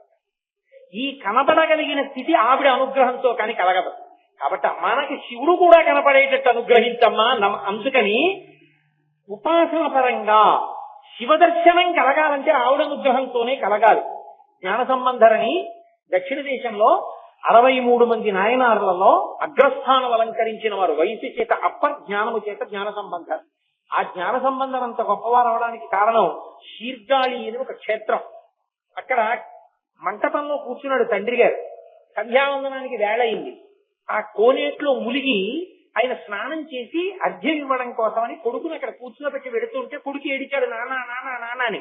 వీడు గబగబా మెట్లు దిగి వచ్చేస్తాడేమో, పడిపోతాడని చెప్పి తండ్రి అన్నాడు, ఉరే భయపడకరా, ఎవరు భయపడినా ఈ లోకంలో రక్షించే తల్లిదండ్రులు యథార్థమునకు వాళ్ళు అని గోడ కూర్చుంటాడు. అదిగో చూసావా పార్వతీ పరమేశ్వరులు, నువ్వు నన్ను నాన్న అంటున్నావు, నేను ఆయన్నే నాన్న అంటాను. నీకైనా నాకైనా నిజానికి ఆయనే నాన్న, ఆవిడే అమ్మ. నీకేమైనా భయం వేస్తే గోడవంత చూసి వాళ్ళని పిలవరా అన్నాడు. తండ్రి మాట పిల్లాడికి హత్తుకుంది. తండ్రి వెళ్ళిపోయాడు. కొడుకు చూస్తున్నాడు అలా. కోనేటి దగ్గరికి వెళ్ళి తండ్రి ములిగాడు. అమ్మ బాబోయ్, నాన్నగారు నీళ్లలో మునిగిపోయారని భయపడి కొడుక్కి గుర్తొచ్చింది, పిలవమన్నాడుగా. గోడవంక తిరిగి అమ్మా నాన్న అమ్మా నాన్న అని పిలిచాడు. పిలిచేటప్పటికి పరమశివుడు అన్నాడు, మనకైతే గోడ మీద బొమ్మ, ఆయనకైతే గుండెల్లో అమ్మ. శివుడు అన్నాడు, పిలుస్తున్నాడు అమ్మా నాన్న అమ్మా నాన్న అని, చూస్తానే ఎక్కువ నది వాహనం పెడదాం అన్నాడు. చెంగునెక్కి కూర్చున్నాడు. గబగబా వచ్చాడు మంటపంలో. అక్కడ వదిలేసి నందిని పైకి వచ్చి గబగబా ఒళ్ళో కూర్చోబెట్టుకున్నాడు. నాన్న నాన్న నాన్న నాన్న అంటున్నాడు వాడు. ఆయన అన్నాడు, వీడు ఏడుస్తున్నాడు పార్వతి, పిల్లలు ఏడిస్తే ఏం చేస్తారు తల్లులు? పాలిస్తారు, పాలి వాడిని ఓదార్చు అన్నాడు. ఏమిటో తేలిగ్గా చెప్పేస్తున్నారు, నా స్థనమును కాని తాగాడో మీరు తెలిసిపోతారు. శివుడు అర్థమైపోతాడు, నా పాలు తాగితే ఇమ్మంటారా అంది. నేను అర్థం అవుతానో ఏమో, పిలిచాడు అమ్మా నాన్న అని ఇచ్చేసేయండి. ఆవిడ ఒళ్ళో పడుకోబెట్టుకుని స్తన్యం ఇచ్చేసింది. ఇవ్వగానే తండ్రి సంధ్యావనం పూర్తి చేసుకుని వచ్చాడు. వీళ్ళు అంతర్ధానమై మళ్ళీ వెళ్ళారు. ఆయన చూశాడు, పిల్లాడి నోటికి పాల నురుగు పాలు ఉన్నాయి. చూస్తురా, ఎవరి పాలు తాగేవా? ఆ పిల్లాడు మాట్లాడలేదు. ఆ మూతి తుడిచేసి ఆ పిల్లాడిని ఎత్తుకుని గుళ్ళో పెడుతున్నాడు. వాడి 2 చేతులు ఇలా కదుపుతూ పత్తికాలు అంటారు తమిళ దేశంలో. వాడు పరమశివుడి మీద స్తోత్రాలు పత్తికాలు పాడటం మొదలుపెట్టాడు. ఆ చిన్ని పిల్లవాని యొక్క చేతులు కందిపోతాయేమో అని పార్వతీ పరమేశ్వరులు పైనుంచి తాళాలు కిందకి విడిచిపెట్టారు. ఆ తాళాలు వాయిస్తూ ఉన్నంత కాలం జ్ఞాన సంబంధాలు అవి వాయిస్తూనే పత్రికలు పాడేవారు. అమ్మవారి సన్యమును తాగినంత మాత్రం చెప్పి ఇదే సౌందర్యాల్లో ద్రవిడ శిశువు అంటారు శంకరాచార్యులు వారు. జ్ఞాన సంబంధ శివదర్శనాన్ని పొందగలిగారు. అమ్మ అనుగ్రహంతో అయ్యే దర్శనం అవుతారు. ఆవిడ అనుగ్రహించాలి. మహామాయా స్వరూపిణి అయిన తల్లి ఉద్ధరిస్తే శివుడు అర్థం అవుతాడు, సత్యం తెలుస్తుంది. జగత్తు నుండి జగదీశ్వరుడు తెలుస్తాడు. విశ్వములో విశ్వనాథుడు అర్థం అవుతాడు. విశ్వమునందు విష్ణు అర్థం అవుతాడు. దానికి ఆమె కారకం కావాలి, ఆవిడ అనుగ్రహం ఉండాలి. అందుకనమ్మా మొదటి నమస్కారం. కాబట్టి చాంపేయ గౌరర్థ శరీరకాయి కాదు, చాలా బలమైన కారణం ఒకటి. ఆవిడ పాతివ్రత్యం ఎటువంటిదో శంకర భగవత్పాదులు ఆవిష్కరిస్తున్నారు. ఈ ఒక్క కారణం చెప్పి నేను ఇవాళ ప్రవచనాన్ని పూర్తి చేస్తాను. చంపాదేశమునందు పుట్టినటువంటి చెట్టు కనుక, ఆ చెట్టుకు పూసిన పువ్వు కనుక సంపంగి పువ్వుకి చాంపేయ కుసుమము అని పేరు. అది మొదట చంపాదేశంలో పుట్టింది కాదు. చాంపేయ అన్న మాటకు అర్థం ఏంటంటే తుమ్మెదల చేత ఆవరింపబడి ఉంటుంది. మనకి సంపంగి పూలలో 2 రకాలు ఉంటాయి. ఆకుపచ్చ సంపంగి అని ఉంటుంది. ఇది రెక్కలిలా మిచ్చుకుని ఉంటుంది, మంచి సువాసనాభరితంగా ఉంటుంది. కానీ దాని మీద తుమ్మెద వాలదు. కారణం ఏంటంటే దానికి తేనె ఉండదు, అందుకని తుమ్మెద రాదు. ఏ పువ్వు మీదైనా తుమ్మెద వాలకపోతే ఆ పువ్వుకి అమర్యాద శాస్త్రం. కాబట్టి ఆకుపచ్చ సంపంగి ప్రీతి అని కానీ, ఆకుపచ్చ సంపంగితో అమ్మవారిని పోల్చడం కానీ ఎప్పుడు చెయ్యరు. రెండవది సింహాచలం సంపంగి అంటారు. సింహాచలం సంపంగి పసుపు, ఎరుపు, తెలుపు 3 కలిసిన రంగుతో ఉంటుంది. మంచి సువాసనాభరితంగా ఉంటుంది. మీరు ఎప్పుడైనా అలా చేశారో లేదో నాకు తెలియదు, కానీ అసలు ఆ సంపంగి పూలతో పూజ చేసి కలిపేసి మరునాడు తలుపు తీసినప్పుడు పూజా మందిరం ఉంటుంది. అవి తమలో ఉన్న సర్వస్వాన్ని పరమేశ్వరుడికి అర్పణం చేశాయా అనిపిస్తుంది. ముచికలు, పువ్వు రేకులు విడిపోయి రెక్కలన్నీ ఇలా పడిపోతాయి. పడిపోయి దానిలో ఉన్న పుప్పుడి కూడా ఏదో అక్కడ రజన కింద పడిపోతుంది పూజా మందిరంలో. అది ఇక తనకి అని ఏమీ మించుకోదు. పరమశివుని మ్రోల తాను విడిపోయి ఆయనలో ఐక్యం అయిపోయిందేమో, దీనిలా నేను బతకగలనా అనిపిస్తుంది సంపంగి పువ్వు పూజ చేసి. అటువంటి సంపంగి పువ్వు ఉంది, అది సింహాచల సంపంగి. అమ్మవారిని చెప్పేటప్పుడు శంకరాచార్యులు వారు అదిగో ఆ పువ్వుతో చెప్తున్నారు. శాంతేయ గౌరార్థ శరీరకాయై. ఎందుకు వచ్చింది ఆవిడికి ఆ రంగు? అసలు ఆమె హిమవంతునికి కుమార్తెగా జన్మించినప్పుడు నల్లని పిల్లగా పుట్టింది. నల్ల పిల్లగా పుట్టింది కాబట్టే కాళీ అని పిలిచాడు హిమవంతుడు. ఆయన పెట్టుకున్న పేరు కాళీ. నల్ల పిల్లగానే ఆమె పరమశివుణ్ణి చేపట్టి. పార్వతీదేవి రంగు నలుపు, అందుకే నారాయణ నారాయణి వాళ్ళిద్దరూ అన్నా చెల్లెలు. శివ శివా అలాగే నారాయణి నారాయణి భార్యాభర్తలు కారు, అన్నా చెల్లెలు. అందుకే అన్నగారు నలుపు, చెల్లెలు నారాయణి నలుపు. ఇప్పుడు ఈ నల్లని పిల్ల కాళీ పరమశివునికి ఇల్లాలైంది. ఆయన కర్పూర గౌరార్థ శరీరకాయై. పక్కనే చెప్పారుగా శంకరాచార్యులు వారు, చల్లటి శరీరం అయింది. స్ఫటికమణి నిభం. స్ఫటికమణి ఎలా ఉంటుందో, కర్పూరం ఎలా ఉంటుందో అలా ఉంటాడు ఆయన. ఆయన ఇప్పుడు ఈమె నలుపుని ప్రశ్నించలేదు. ఇంత తెల్లగా ఉంటాను, నువ్వు ఇంత నల్లగా ఉంటావని ఆయన అనలేదు. ఆయనకు అటువంటి భావన ఉండదు.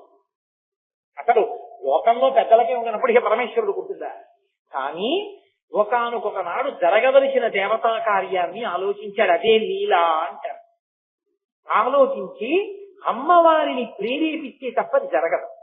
అందుకని ఆయన ఏం చేశాడు, పక్కన కూర్చున్న పార్వతీదేవి వంక ఒకసారి ఇలా చూసి, తన వంక ఒకసారి ఇలా చూసుకుని ఆవిడ ఓ ఆయన రంగు నా రంగు చూస్తున్నారు అని అర్థమయ్యేటట్టుగా చూసి ఓ చిన్న నవ్వు నవ్వి కాళీ అంటే వెంటనే ఆవిడకి ఎక్కడ లేని కోపం వస్తుందా అండి అంటే అలా వస్తేనే అందం. దంపతుల మధ్య ఎప్పుడూ కోపం రాలేదనుకోండి, ఆ దాంపత్యంలో ఏదో దోషం ఉందని.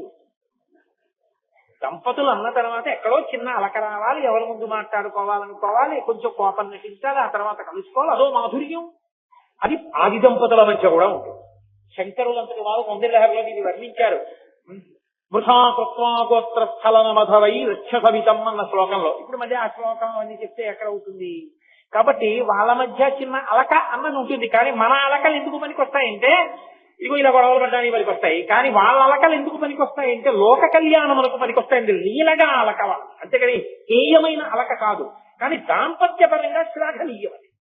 ఆవిడ వంక చూసి కాళీ అన్నాడు శివుడు. వెంటనే ఆవిడకి అర్థమైంది, ఓహో స్వామి మీరు తెల్లగా ఉంటారు, నేను నల్లగా ఉంటాను అంటే ఒక్క విషయంలో నేను మీకు తగినదానను కానన్న భావన మీ మనసులో ఉందన్నమాట. మీరు బయట పెట్టేస్తున్నారు.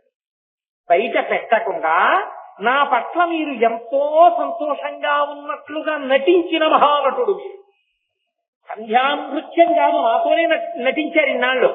కాబట్టి నేను కూడా మీ మనసు పొంగిపోయే రంగు పొందుతాను, ఈ నలుపు రంగు వదిలేస్తాను అని ఆవిడ వెళ్ళి తపస్సు మొదలెట్టి అయోమయానికి గురైన వాడు ఎవరంటే బ్రహ్మగారు. ఆయన వచ్చాడు. ఎందుకు అయోమయం వచ్చిందంటే ఆయన వచ్చి అన్నాడు, అమ్మా నీ తపస్సు ఎందుకో నాకు అర్థం కాలేదు. ఆవిడండి ఏమీ లేదయా, పరమేశ్వరుడు నా వంక చూసి కాళీ అన్నాడు.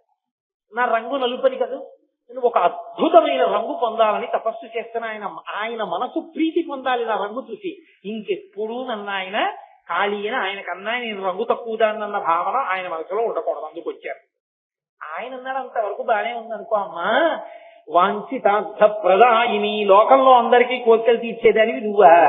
నీకెవరు తీర్చాలమ్మా కోరిక? నువ్వు తలుచుకుంటే ఆ నలుపుపోయి నీకు కావలసిన రంగు పొందలేవా? మరి ఎవరి గురించి తపస్సు చేసి ఎవరి అనుగ్రహంతో నువ్వు రంగు మార్చుకోవాలనుకుంటున్నావు? తల్లి నేను ఒక్క మాట చెప్తాను, చెయ్యి. ఏం చేయమంటావని, నీకు నలుపు మీద కదా విరక్తి వచ్చింది. ఇప్పుడు నీ నలుపుతనాన్నంతటినీ వదిలిపెట్టు. నీ శరీరంలో ఉన్న నలుపు రంగునంతటినీ కూడా నేను వేరొక శరీరానికి ఇస్తాను. నీలోంచి వచ్చినటువంటి ప్రతిబింబ స్వరూపమైనటువంటి వేరొక శరీరానికి. ఇప్పుడు ఈ నల్లటి పిల్ల దేనికి పనికి రావాలంటే, నువ్వు ఆయన ఇల్లాలివి, కానీ నీలోంచే విడిచిపెట్టబడిన నల్ల రంగుతో కూడుకున్న పిల్ల కన్యక, ఆమెకి ఇంకా పెళ్లి కాలేదు. ఆ కన్యక కాళి రూపంలో నల్లగా ఉన్న ఆ పిల్ల శుభ విశుభుల్ని చంపాలి. అందుకునమ్మా కన్యక చేతిలో చచ్చిపోతానన్నాడు కాబట్టి ఆ నలుపు రంగు వదిలిపెట్టు అన్నాడు. ఆమె నలుపు రంగు వదిలిపెట్టు. ఆ నలుపు రంగు శరీరాన్ని పొంది వేరొక అమ్మవారిలోంచే వచ్చిన వేరొక శరీరాన్ని పొంది నల్ల పిల్లగా కాళీ అన్న పేరుతో వచ్చి అక్కడ నిలబడితే కాళీ అమ్మవారికి ఉన్న మొదటి నామం కనుక బ్రహ్మగారి ఇప్పుడు ఆ పిల్లకి కౌశికి అని పేరితే పెట్టి సింహవాహనాన్ని సమకూరిస్తే ఆ పిల్ల వెళ్లి శుంభుల్ని పరిమార్చింది. అంటే రాక్షస సంహారము కొరకు భూత భవిష్యత్ వర్తమాన కాలములు తెలుసున్నటువంటి పరమశివుడు ఆడినటువంటి నాటకం కాళీ అని అమ్మవారి వలన ప్రయోజన సిద్ధి పొందాలంట. అమ్మవారు మాత్రం అయ్యవారితో ఆనుకూల్యత ఎందుకు కించిత్ తేడా వచ్చినా ఆవిడ ఒప్పుకోదు. ఆవిడ పాతివృత్యం అటువంటిది. అన్ని విధాలా మా ఆయనకి తగిన దానం అవ్వాలి. ఇప్పుడు ఆవిడ అనుకుంది లలిత ఎరుపు రంగులో ఉంటాను, ఎరుపు రంగులో ఉంటాను, నల్లగా కాళీ ఉంటారు. మా ఆయన నల్లగా ఉన్నందుకు కదా నన్ను అలా అన్నారు. కాబట్టి ఇప్పుడు మా ఆయన మురిసిపోవాలంటే, ఆయన తెలుపు నా ముందు పేలవంగా ఉండాలంటే నేను ఒక గొప్ప రంగు పొందుతానని తెలుపు ఎరుపు పసుపులతో కూడుకున్న రంగులోకి మారి గౌరీ అని పేరు పెట్టుకుని పక్కన పరమశివుడు చూసన్నాడు, ఏమిటి కాళీ అన్నందుకే ఇంత ఉద్ధతి అన్నాడు. ఆవిడంది, ఏమో మీరు ఎందుకన్నా ఇలా చూసుకుని ఇలా చూసి కాళీ అంటే నేను భరించలేకపోయాను. దాంపత్యంలో ఆ పాటి నీకు తగిన దానను కానన్న మాట కూడా నేను భరించలేకపోయాను. అందుకే ఇప్పటికీ ఆడపిల్ల పెళ్లి చేసే ముందు గౌరీ తపస్సు చేయిస్తారు. గౌరీ పూజ చేయించడానికి కారణం ఏంటంటే అమ్మవారికి షోడశోపచారాలతో శ్రద్ధగా పూజ చేసి వీడియో మీద పిచ్చితో ఇటు తిప్పి పూజ చేయకూడదు. అమ్మవారిని పూజ చేసి, అమ్మా మీరు ఆది దంపతులే, నిన్నొక్కసారి కాళీ అంటేనే నీకంత కోపం వచ్చిందే, అమ్మా నేను గృహస్థాశ్రమంలో పెడుతున్నాను, నా సంతోషం అంతా ఆయనతోటిదే కదా, నా అదృష్టమే నువ్వు దొరకడం అని ఆయన అన్నప్పుడు కదూ నా మనసుకి ఆనందం. దానికి మాలిందని అంటే నాకు ఎంత బాధగా ఉంటుందమ్మా. అందుకని నా భర్త మనసులో నాకు పరిపూర్ణమైన స్థానం కలిగి మీ ఇద్దరూ సంతోషంగా ఉన్నంత సంతోషంగా ఉండగలిగిన అదృష్టాన్ని నాకు కూడా కృప చేయి. ఆడతనంలో నీలాంటి పిల్లనేగా, నీకేది బాధ కలిగించిందో అది నాకు బాధ కలిగిస్తుందిగా. అందుకనమ్మా నన్ను మాత్రం భర్తతో అన్యోన్యత విషయంలో ఎన్నడూ లేనిదానం చెయ్యకుసుమా అని గౌరీ తపస్సు చేసి అప్పుడు పిల్లల మీద పెడుతుంది అమ్మవారిని ప్రార్థించి. అటువంటి తల్లి కాబట్టి ఇప్పుడు అటువంటి చాంపేయ గౌరర్థ శరీరకాయ, అమ్మా నీ భర్త ఒక లీల చేసి రాక్షస సంహారము కొరకు లోకరక్షణ కొరకు నీలోంచి కౌశికీ రూపాన్ని ఆవిష్కరింపచేసినవాడు. నువ్వు నీ భర్త యొక్క ప్రీతి కొరకు పసుపు ఎరుపు తెలుపు రంగులతో ఉన్నటువంటి సంపంగి పువ్వు యొక్క రంగుని పొందినటువంటి దాని. తుమ్మెదలు ఎప్పుడూ గుమిగూడి ఉంటాయి సంపంగి పువ్వు మీద. సింహాచలం సంపంగి తోటల్లోకి మీరు ఎప్పుడైనా వెళ్ళారో లేదో నాకు తెలియదు. తుమ్మెదల రొద వినపడుతూ ఉంటుంది అక్కడ. ఎన్ని తుమ్మెదలు తిరుగుతాయో సంపంగి తోటల్లో. రాసుపావులు కూడా తిరుగుతుంటాయి. పరమేశ్వరుని యొక్క చూపులే ఆ తుమ్మెదల బారులు, అమ్మవారి యొక్క ముఖమే ఆ సంపంగి పువ్వు. ఆయనని మహాకామేశ్వరుడిగా నిలబెట్టగలిగిన అందమావిడికి కనుకనే, ఆ పాతివ్రత్యం అటువంటిది కనుకనే కాముణ్ణి కాల్చిన వాడిని తీసుకొచ్చి పక్కన కూర్చోబెట్టుకుని తాళి కట్టించుకుని కామీత బద్ధ మాంగళ్య సూత్ర శోభిత కంధరా అని పిలుచుకుంది. అమ్మా అంతటి పతివ్రతవమ్మా, అటువంటి తల్లికి నేను కొడుకునవడం నా అదృష్టం. అందుకని మొదటి నమస్కారం నీకేనమ్మా. అందుకని చాంపేయ గౌరర్థ శరీరకాయ కర్పూర గౌరర్థ శరీరకాయ. ఇవాళ అమ్మా అయ్యా సంతోషం పొందారు కాబట్టి అయ్యవారి తెలిపేమిటో రేపటి రోజున విందురు గారు. రేపు సాయంకాలం 6:30 ఖచ్చితంగా ప్రారంభం చేస్తాను. ఇక ప్రారంభోపన్యాసాలు పరిచయాలు అవి ఏమీ ఉండవు. చిన్నగా వీరికి మీదకి రావడం ఉపన్యాసం మొదలు. కాబట్టి ఇవాళకి ఇప్పటికే సమయం చాలా దాటింది కాబట్టి ఇక్కడతో ప్రవచనాన్ని పూర్తి చేస్తూ మంగళాశాసన వరై మదాచార్య పురోగమై సర్వైష్ట పూర్వైరాచార్యై సత్కృతాయాస్తు మంగళం. మంగళం కోసలేంద్రాయ మహనీయ గుణాత్మనే చక్రవర్తి తనూజాయ సర్వభౌమాయ మంగళం.